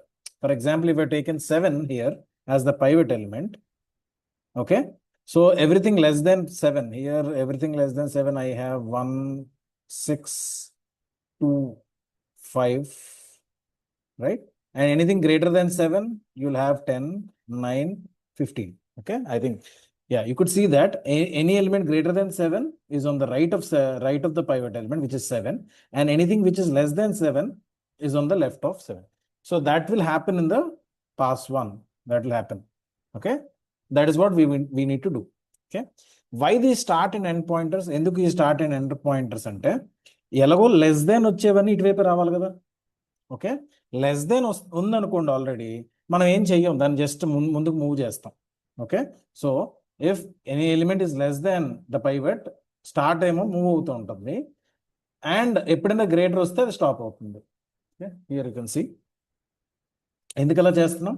ఎందుకంటే stop చేసిన తర్వాత wheel swap. Okay, చూడండి, మనకి ఎలాగో start pointer ఏమో starting చూపిస్తుంది కదా, 7కి లెస్ దెన్ వచ్చింది, less than or equal to వచ్చింది అనుకోండి, ముందుకు వెళ్ళిపోండి, ఎందుకంటే అది ఎలాగో స్వాప్ చేయం కాబట్టి. ఓకే, ఎలా గుర్తుపెట్టుకోవాలి ఇది? ముందుకు ఎందుకు వెళ్ళిపోతాం? ఎలాగో స్వాప్ చేయం కాబట్టి ముందుకు వెళ్ళిపోతాం. ఒకవేళ కాదనుకోండి, 7 కన్నా ఎక్కువ ఉందనుకోండి, అప్పుడు ఏం చేస్తామంటే ఆగుతాం. జస్ట్ స్టార్ట్ పాయింటర్ అక్కడ ఆగుతుంది అంతే. సిమిలర్లీ ఎండ్ పాయింటర్ కూడా greater than or equal to pivot అయితే వెనక్కి వస్తుంది, అంటే మూవ్ బ్యాక్వర్డ్ అంటే నా ఉద్దేశం వెనక్కి వస్తుంది అనమాట. ఒకవేళ లెస్ దెన్ కనిపించింది అనుకోండి, ఎందుకంటే 7 ఇటువైపు రైట్ సైడ్ పాయింటర్ ఎప్పుడు ఏం చూపించాలి? 7 కన్నా ఎక్కువ చూపించాలి, అంతేనా? ఒకవేళ 7 కన్నా తక్కువ వచ్చింది అనుకోండి, అంటే పైవట్ ఎలిమెంట్ కన్నా తక్కువ వచ్చింది అనుకోండి, ఇది ఆగుతుంది. Okay, so even if you don't understand right now, with an example, things should be getting clear. నేను example తీసుకుంటున్నా. So let me take this example and explain it clearly. Okay, very very easy. Just ఆ confusion లేకుండా ఉంటే it's very very easy. Okay, right, చూడండి, now we are at start. Okay, ఈ start ఎప్పుడైతే less than or equal to ఉంటుందో అది move అవుతుంది, ఎప్పుడైతే గ్రేటర్ దెన్ వస్తుందో అక్కడ అవుతుంది. ఇప్పుడు ఎక్కడ అవుతుందో చూడండి, start here less than or equal to ఉంది కాబట్టి ఇక్కడ మూవ్ అవుతుంది, స్టార్ట్ ఇక్కడ ఉంది, అండ్ ఆఫ్టర్ దట్ ఇది కూడా 6 కూడా లెస్ దెన్ 7 కదా. See I'm writing here pivot element is 7. Okay, so ఇది కూడా 7 కన్నా తక్కువ కదా, ఇది కూడా 7 కన్నా తక్కువ కాబట్టి మూవ్ అవుతుంది స్టార్ట్. నేను ఇక్కడ స్టార్ట్ చేస్తున్నాను, అక్కడ యాక్చువల్లీ స్క్రీన్ బాగాలేదు. రైట్, సో స్టార్ట్ ఇక్కడ ఉంది. సో ఇప్పుడు చూడండి, 7 కన్నా ఎక్కువ ఉందా తక్కువ ఉందా? 7 కన్నా ఎక్కువ ఉంది కాబట్టి స్టార్ట్ అక్కడ ఆగింది. That is what you have to remember. 7 కన్నా తక్కువ ఉంది కాబట్టి ఆర్ ఈక్వల్ టు ఉంది కాబట్టి ఇక్కడ మూవ్ అయిపోయింది, ఇక్కడ ఆగిపోయింది. Okay okay, coming to end, 7 కన్నా ఎక్కువ ఉంటే మూవ్ అవుతుంది, ఎక్కువ ఉంటే మూవ్ అవుతుంది, ఎక్కువ లేదనుకోండి. Okay, do is just change, small change here.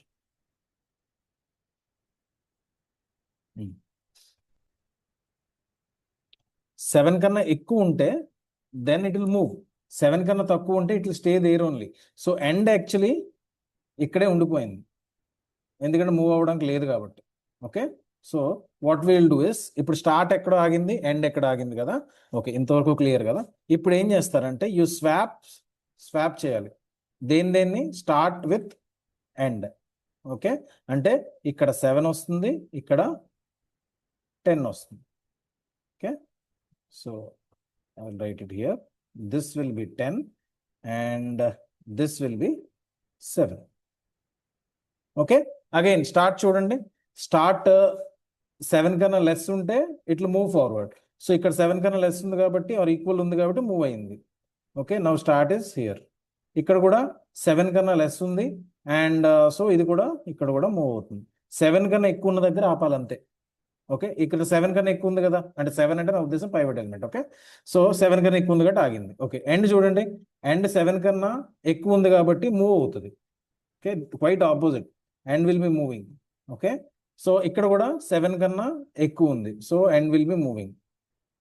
ఇక్కడ చూడండి 7 కన్నా తక్కువ ఉంది. 7 కన్నా తక్కువ ఉన్నప్పుడు ఏమవుతుంది, ఇక్కడ ఆగుతుంది. ఆగిన తర్వాత ఏమవ్వాలి, స్టార్ట్ ఒక దగ్గర ఆగింది, ఎండ్ ఒక దగ్గర ఆగింది. ఇప్పుడు ఏం చేయాలి, వి విల్ స్వాప్. ఎలా స్వాప్ చేస్తాం, ఇక్కడ 1 రావాలి, ఇక్కడ 9 రావాలి. Okay, here you go 9, here you get 1. Okay, again ఇక్కడ చూడండి స్టార్ట్ ఎప్పుడు మూవ్ అవుతుంది, 7 కన్నా లెస్ ఉంటే okay we're happy to move, so will move. ఇక్కడ కూడా 7 కన్నా లెస్ ఉంది, so we will move.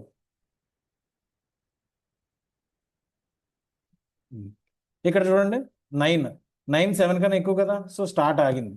Okay, what about end చూడండి 7 కన్నా ఎక్కువ ఉంటే మూవ్ అవుతుంది కదా, సో ఇక్కడ 7 కన్నా ఎక్కువ ఉంది కాబట్టి మూవ్ అయింది.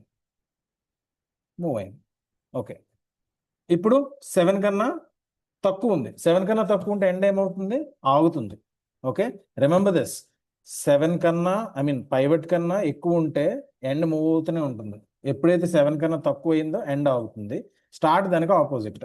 ఓకే, సో ఇప్పుడు 2 ఆగినాయిగా, 2 ఆగిన తర్వాత యూ స్వాప్ దీస్ 2.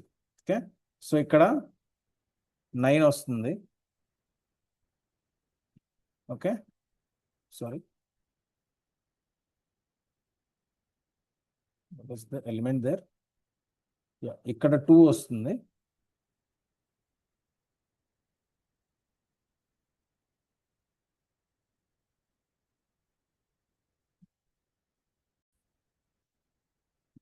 యాక్చువల్లీ అయితే ఇక్కడ స్వాప్ చేయాలి, ఈ రెండు స్వాప్ అవ్వాలి. కానీ ఇక్కడ స్వాప్ ఎందుకు చేయమంటే,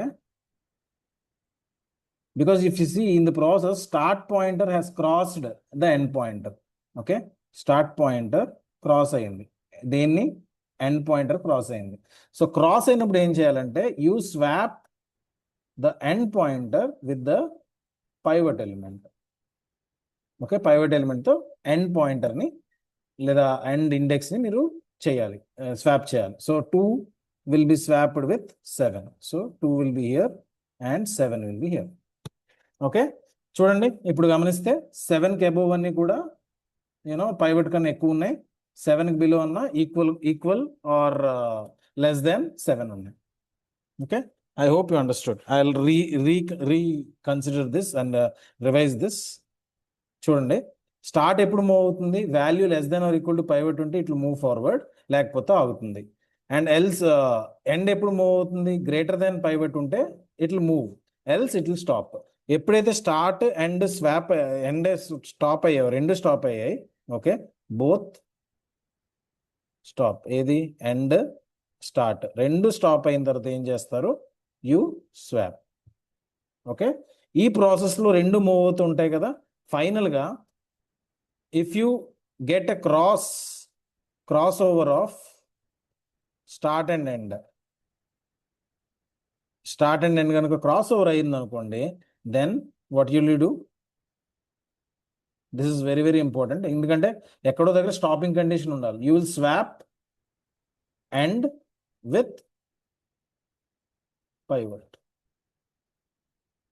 okay, so that's what we have done. ఎప్పుడైతే రెండు స్వాప్ అయినాయో, that's what we have done. ఎప్పుడైతే రెండు క్రాస్ అయినాయో, ఈ రెండు క్రాస్ అయ్యాయి, స్టార్ట్ ముందుకు వచ్చింది అండ్ ఇటువైపు వచ్చింది, we have changed the pivot element here and we have swapped the element over here. Okay, that is what we have done. So ఇక్కడతో అయిపోయిందా, సార్ట్ అయిపోయిందా, మొత్తం సార్ట్ అవ్వలా. ఇప్పుడు నెక్స్ట్ ఏం చేస్తారు మళ్ళీ, ఇప్పుడు చూడండి, next this will go recursively. So ఇప్పుడు this is one part, this is the second part, అంతేనా. సో ఇప్పుడు మళ్ళీ again you do the same thing again. మళ్ళీ ఇప్పుడు ఇక్కడ ఏమేమి ఉన్నాయి,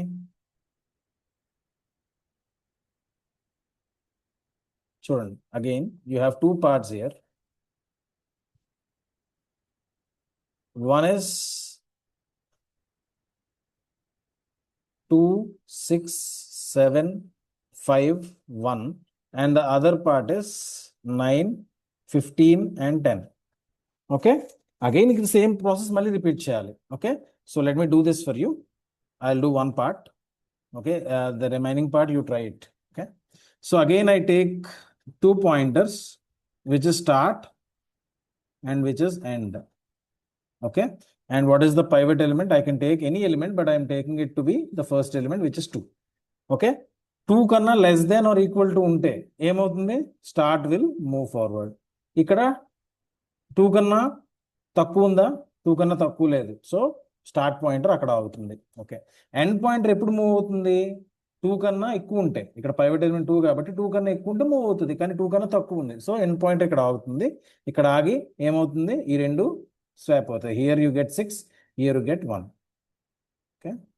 so this is 1 and this is 6. Okay, all right. Okay, next. Again, ఇక్కడ స్టార్ట్ చూడండి, పైవట్ కన్నా తక్కువ ఉంది కదా. సో ఎప్పుడైతే తక్కువ ఉందో it will move forward. Okay, ఎప్పుడైతే తక్కువ ఉంది ఇట్ విల్ మూవ్ ఫార్వర్డ్. ఇక్కడ చూడండి, స్టార్ట్ 2 కన్నా ఎక్కువ ఉంది కాబట్టి start point will stay there only. ఇక్కడ చూడండి, ఎండ్ పాయింటర్ స్టార్ట్ కన్నా సారీ పైవట్ కన్నా ఎక్కువ ఉంది. ఎక్కువ ఉంటే ఏమవ్వాలి? This will move forward. Okay, ఇది కూడా ఎండ్ కన్నా ఎక్కువ ఉంది. So this will move forward. ఇది కూడా పైవట్ కన్నా ఎక్కువ ఉంది. So this will move forward. ఈ ప్రాసెస్లో ఈ రెండు క్రాస్ అయిపోయి చూసారా? You should observe this. ఈ ప్రాసెస్లో ఈ రెండు క్రాస్ అయిపోయి. But anyway will still forward. Pivot element కన్నా ఇది తక్కువ ఉంది, ఇంతనా? పైవట్ ఎలిమెంట్ కన్నా ఇది తక్కువ ఉంది. ఎండ్ పాయింటర్ ఎప్పుడు ఆపుతుంది? పైవట్ ఎలిమెంట్ కన్నా తక్కువ దొరికినప్పుడు అది ఆగిపోతుంది. స్టార్ట్ ఎప్పుడు ఆగిపోద్ది? పైవట్ కన్నా ఎక్కువ ఉన్నప్పుడు ఆగిపోద్ది. ఇక్కడ 7 దగ్గర ఆగిపోయింది, ఇక్కడేమో 1 దగ్గర ఆగిపోయింది. కానీ ఈ ప్రాసెస్లో రెండు క్రాస్ ఓవర్ అయినాయి. రెండు క్రాస్ ఓవర్ అయినప్పుడు ఏం చేయాలి?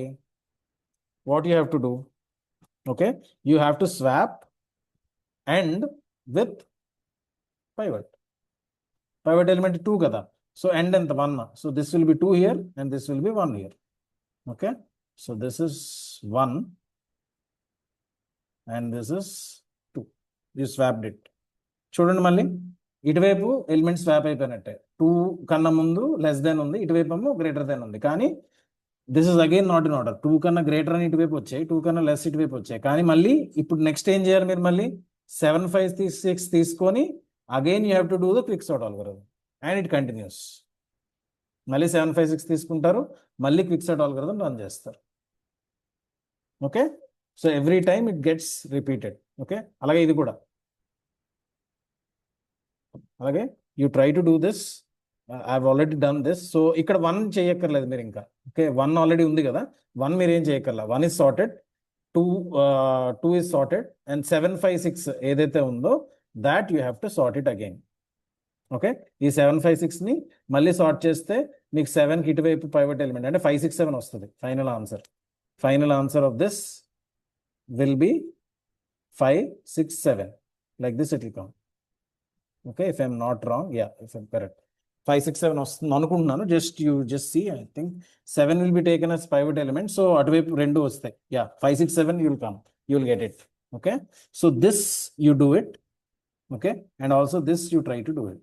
This I will give it as an assignment, or you just try it out and you write it in the comment box whether you could do it or not. If you are not able to do it, I will give you another video where I will be completing this whole process. Okay, great. And one more thing, also try this. If my input is like this, 90, 80, 70, 60, 50, 40, 30, 20 and 10. నా input ఎలా ఉంది? Okay, this is your question. Okay, at pass 2, okay, అంటే second time మీరు చేసేటప్పుడు ఎలా వస్తుంది? యారే ఎలా వచ్చింది ఒకసారి చెప్పండి. పాస్ 1 అంటే ఫస్ట్ మనం 90 పైవట్గా తీసుకుంటాము, దానికి లెస్ దెన్ అని ఒక సైడ్ వస్తాయి. Next again we do it, right? We have done it. Okay, so ఒకసారి ఆ ఎలిమెంట్స్ ఎలా వస్తాయో మీరు కామెంట్ బాక్స్లో నాకు పెట్టండి. You just try to do it completely. You will see an interesting pattern here. You will see an interesting pattern which is very, very important for analysis of quicksort, which we will be learning later. Okay, so which will be very important for the worst case analysis of quicksort. Okay, right. So I'm leaving you with this video. Okay, so you please complete this. మీకు own గా మీరు చేయండి. Okay, parts గా divide అవుతుంది. Again you have to solve those parts again. Okay, ఇందాక first part లో మనకు 7, ఇటువైపు 2, 6 అలా వచ్చింది. Yeah, right, we have done it. Okay, so yeah, 7 ఇక్కడ ఉంది. This is the pivot element we have taken. This is the pivot element we have taken. And ఇటువైపుది ఒక పార్ట్ వచ్చింది, ఆ పార్ట్ మిమ్మల్ని సాల్వ్ చేయమని చెప్పాను. ఇటువైపు ఒక పార్ట్ వచ్చింది, అది నేను సాల్వ్ చేశాను. అందులో మళ్ళీ పార్ట్ వచ్చింది. Everything you should do again and again. Okay, so if you can do it, you do it. If not, in the comment box tell me that you are unable to do it. I will do another video where I can embed that video inside, so that total part anta vastundi. Okay, right. Thank you so much. We'll meet you in the next video.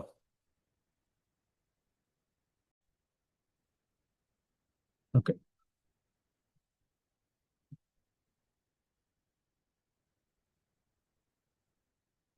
Well, if I have a graph like this,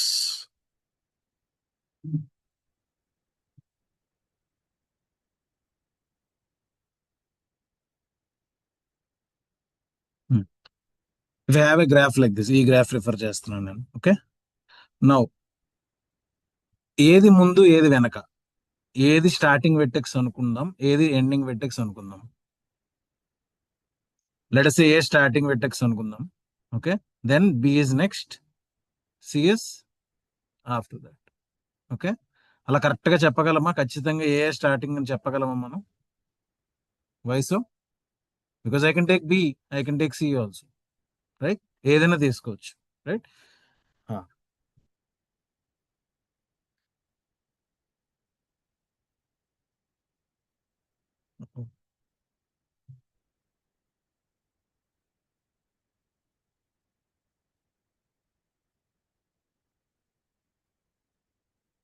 What about this? Now we can say A is the starting point, after that B, after that C. ఎందుకు? ఇందాకల్ది it is a cycle. Am I right? It is a cycle. So you never know in a cycle which is starting point and which is ending point. Whereas here it is not a cycle, but it is a graph. It is a graph, or you can also call it a tree, because yeah, anyway, it is a graph. Even though it is graph, its starting point ఎలా చెప్తున్నాం మనం? Because ఏ ఇక్కడ start చేస్తే, ఎందుకంటే బీతో start చేయలేం, ఎందుకంటే ఏ దానికన్నా ముందు ఉంది. Okay, so if it is a graph and if it is have no cycles, then it is also called as directed acyclic graph. Okay, అంటే I want to tell it very loosely, అంటే exact definition. Yeah, let's go forward. It is a linear ordering of its vertices such that for every directed edge, I hope you know the difference between directed graph and undirected graph. Okay, let us say నేను ఇలా తీసుకున్నాను అనుకోండి.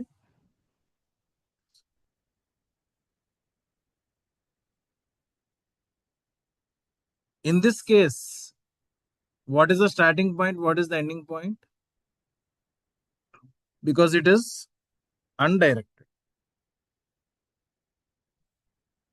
Okay, whereas ఇందాక మనం చూసాం, if it is this direction, then you know that A is the starting point and B is the second and C is third.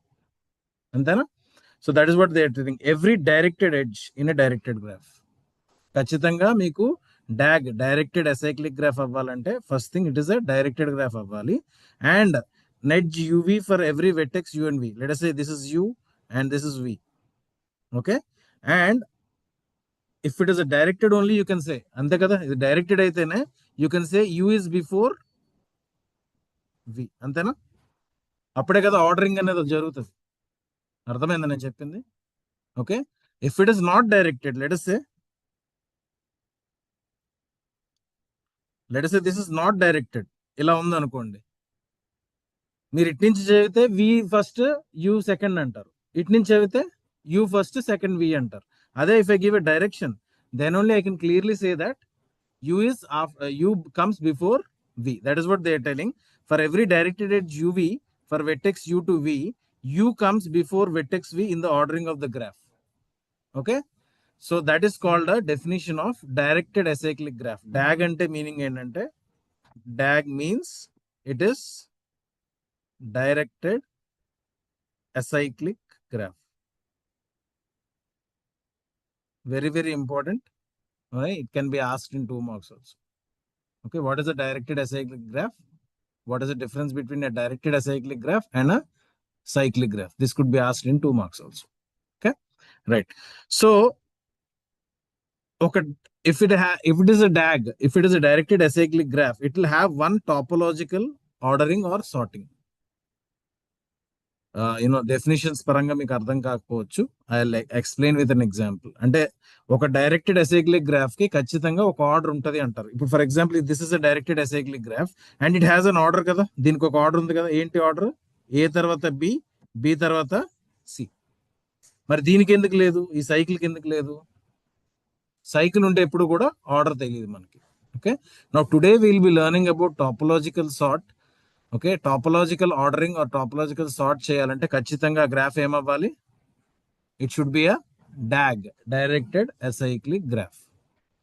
అది గుర్తుపెట్టుకోండి. Cyclic graph కి టాపోలాజికల్ సార్టింగ్ అవ్వదు. Will learn with an example also. Okay, I hope it is clear as of now.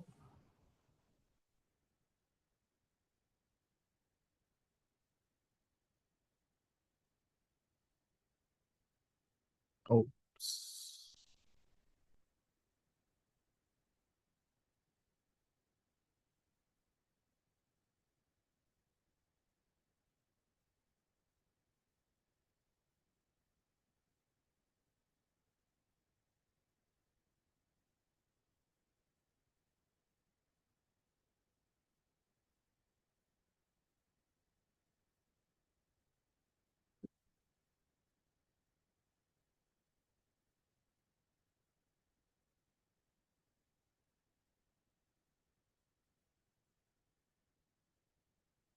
Okay, there is something called in degree and out degree. Idea ఉందా? In degree అంటే ఏంటో, out degree అంటే ఏంటో in graphs. Okay, in degree is nothing but, what is an in degree? If I have a node here A, okay, దీనికి ఏమైనా వస్తుంది అనుకోండి, let us say B నుంచి ఒక ఎడ్జ్ వస్తుంది అనుకోండి. నౌ ఈ A కి ఇన్ డిగ్రీ ఎంత అవుతుంది? 1 అవుతుంది. Okay, let us say it is also getting from C, then the in degree would be, okay. Now can you guess what is out degree? Let us say I have A, I have B here, and I have C here. Okay, what is the out degree of A? 2. ఎందుకు? 2 edges are going from A to B as well as A to C. So ఎన్ని degree? 2. Okay, in degree అంటే లోపలికి వచ్చేదాన్ని in degree అంటారు. ఎన్ని edges నీకు లోపలికి వస్తున్నాయి అంటే ఇన్ డిగ్రీ అంటారు. ఎన్ని ఎడ్జెస్ బయటకు వెళ్తే దాన్ని అవుట్ డిగ్రీ అంటారు. Clear? Okay,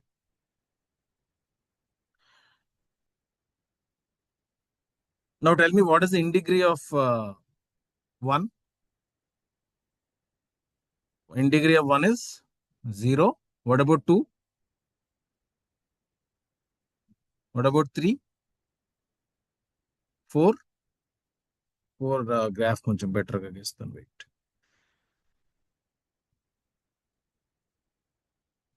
Yeah. Now tell me what is in degree? It is in degree, yeah, 2. What about 5? 1. Okay. Now, ఇప్పుడు టాపోలాజికల్ సార్ట్ అంటే లేదా టాపోలాజికల్ ఆర్డరింగ్ అంటే ఏంటో తెలుసుకుందాం. First step, let us go step by step. I hope you understood what is in degree and out degree. The first step is, ఈ టాపోలాజికల్ sort లో మీకు ఏదైతే ఇన్ డిగ్రీ 0 ఉందో, ఇప్పుడు ఏది ఇన్ డిగ్రీ 0 ఉంది? Okay, that is the first vertex to be taken out. అంటే starting vertex ఏది? 0. Sorry, 1. Okay, starting index is nothing but whatever, any vertex with in degree 0, any vertex with in degree 0 is the starting vertex of that graph. Okay, I hope you understood. Okay. So what is the next step? Step 1 ఏంటంటే ఇండిగ్రీస్ కనుక్కోవాలి. Step 2 ఏంటంటే ఆ ఇండిగ్రీస్ కనుక్కున్న తర్వాత ఆ ఇండిగ్రీ 0 ఉన్నది బయటికి తీసేయాలి. ఓకే, బయటికి తీసేయడం అంటే ఇప్పుడు చూడండి, ఆల్రెడీ రిజల్ట్ లో రాసేసాను. రిజల్ట్ లో రాసిన తర్వాత ఈ వన్ ని డిలీట్ చేయాలి. ఈ వన్ కి ఏవైతే ఎడ్జెస్ మనం వేసామో అవి కూడా డిలీట్ చేయాలి. Okay, you have to delete one as well as the edges along it. అంటే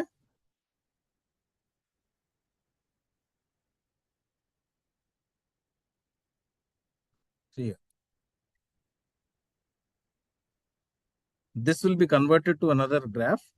ఓకే, వన్ ఇస్ డిలీటెడ్ కదా. Okay, one is deleted, 2, 3, 4 and 5 మిగిలాయి ఇంకా. ఓకే, 2 కి యాక్చువల్లీ ముందు ఇండిగ్రీ ఇది ఉండేది, ఈ ఎడ్జ్ ఉండేది actually. Let us say this edge is called, let us say u, this is v. Okay, now u edge and v edge is deleted. So 2 కి ఈ ఎడ్జ్ లేదు ఇప్పుడు. సో 2 కి ఓన్లీ ఏమేమి ఉన్నాయి, 2 to 3 ఉంది, అండ్ 2 to 4 ఉంది, 4 to 5 and 4 to 3. అంతే కదా. Okay, now you understood. Okay, now what is the ఇండిగ్రీ for 2? What is ఇండిగ్రీ for 3? What is ఇండిగ్రీ for 4? What is ఇండిగ్రీ for 5? Okay, now what should be deleted? 2 should be deleted. Antena? So result లో already మనకి we have 1. Now the next ordering is 2. Now 2 delete చేయాలి కదా. So let us delete 2.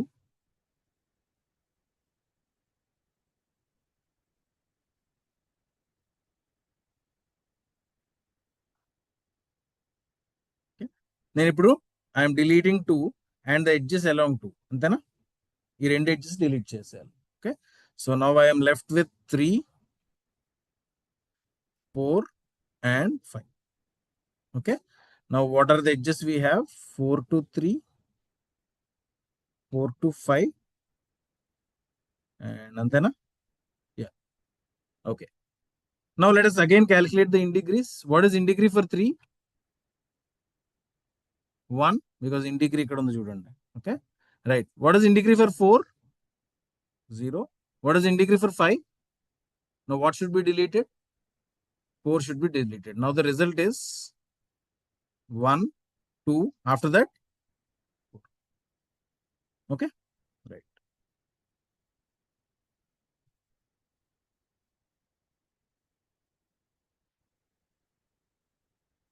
Now 4 is deleted.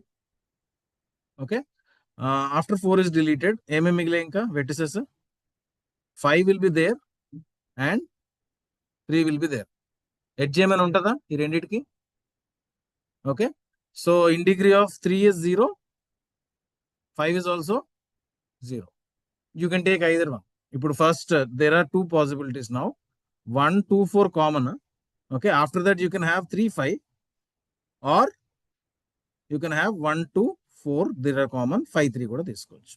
So ఈ రెండు కూడా, these two are topological sort of the graph. This is topological sort 1, this is topological sort 2. Okay, so there can be any number of topological sorts. 1, 2, 4 common, అవి ఖచ్చితంగా అలాగే వస్తాయి, because ఇండిగ్రీ మనం delete చేసాం. ఇక్కడ రెండు కూడా ఇండిగ్రీ 0 అయిపోయి, సో రెండిట్లో ఏదైనా ముందు తీసుకోవచ్చు. That is up to us. I hope you understood it.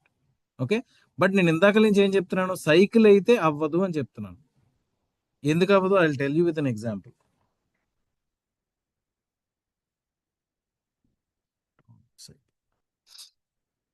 Now calculate what are the integers for each of them. Integrity of 1, 1 na? Yeah. Integrity of 2, 2. Integrity of 3, 2. Integrity of 4, 0. Integrity of 5, 0. Okay. Now what is the first step? Integrity of, let us say 4, 5, rendu 0 unnai. Let us delete 4 now. Okay. Let us delete 4. Now the result is 4 first. Okay. 4 delete చేస్తే ఇంకేమేమి మిగులుతాయి? 1, 2, 3 and 5. అంతేనా? Let us draw the edges also. 1 to 2 there is an edge. 2 to 3 there is an edge. ఇక్కడ cycle ఉంది, గుర్తుపెట్టుకోండి, ఇది cycle ఇది. Okay, cycle ఉంటే ఎందుకు అవదో చెప్తున్నా, నేను థియరిటికల్ గా చెప్పాను ఇందాకలా. Now I will show you why it doesn't happen. Okay, so 3 to 1, yeah 5 to 3, అంతేనా? 4 డిలీట్ చేస్తాం కాబట్టి ఈ ఎడ్జ్ కూడా డిలీట్ అయిపోతుంది. Now let us calculate the integers again. For 1, what is the integer? Still 1. For 2, for 3, 2, right? For 5, 0. Okay, ఇప్పుడు next step ఏంటి? You delete 5 and the edge along it. Okay, now I delete it. The result is 4, 5. After that,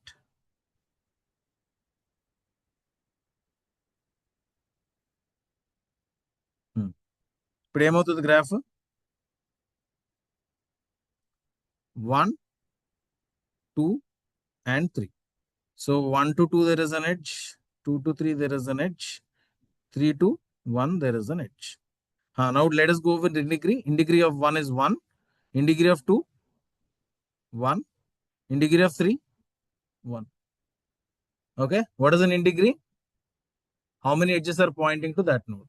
Okay, so ఇప్పుడు ఏది delete చేయాలి? This will not happen. ఎందుకంటే I have told you, unless it is directed acyclic graph. What is it? DAG అంటే ఏంటి? Directed acyclic graph. Unless it is directed acyclic graph అయితేనే మీకు topological sort అవుతుంది. Otherwise, this will fail. ఇది cycle ఉంది కదా, this is directed cyclic graph. So ఇక్కడ అవ్వదు. అర్థమైందా? సైకిల్ ఉంటే టాపోలాజికల్ సార్ట్ అవ్వదమ్మా, సైకిల్ లేకపోతే టాపోలాజికల్ సార్ట్ అవుతుంది. Simple words. Okay, what is the procedure? First we calculate the indegree. After that 0 ఉన్నది బయటకు తీసేస్తాం, దాని అదే 0 ఉన్న నోడ్ బయటకు తీసేస్తాం. After that we take out the edges for that and మళ్ళీ కొత్త గ్రాఫ్ గీస్తాం, మళ్ళీ 0 ఉన్నది తీసేస్తాం, అలా we do on. Okay, this will happen only when the graph doesn't have ఏంటి? సైకిల్. ఓకే, సైకిల్ ఉంటే అవ్వదు. Okay, I hope you understood it.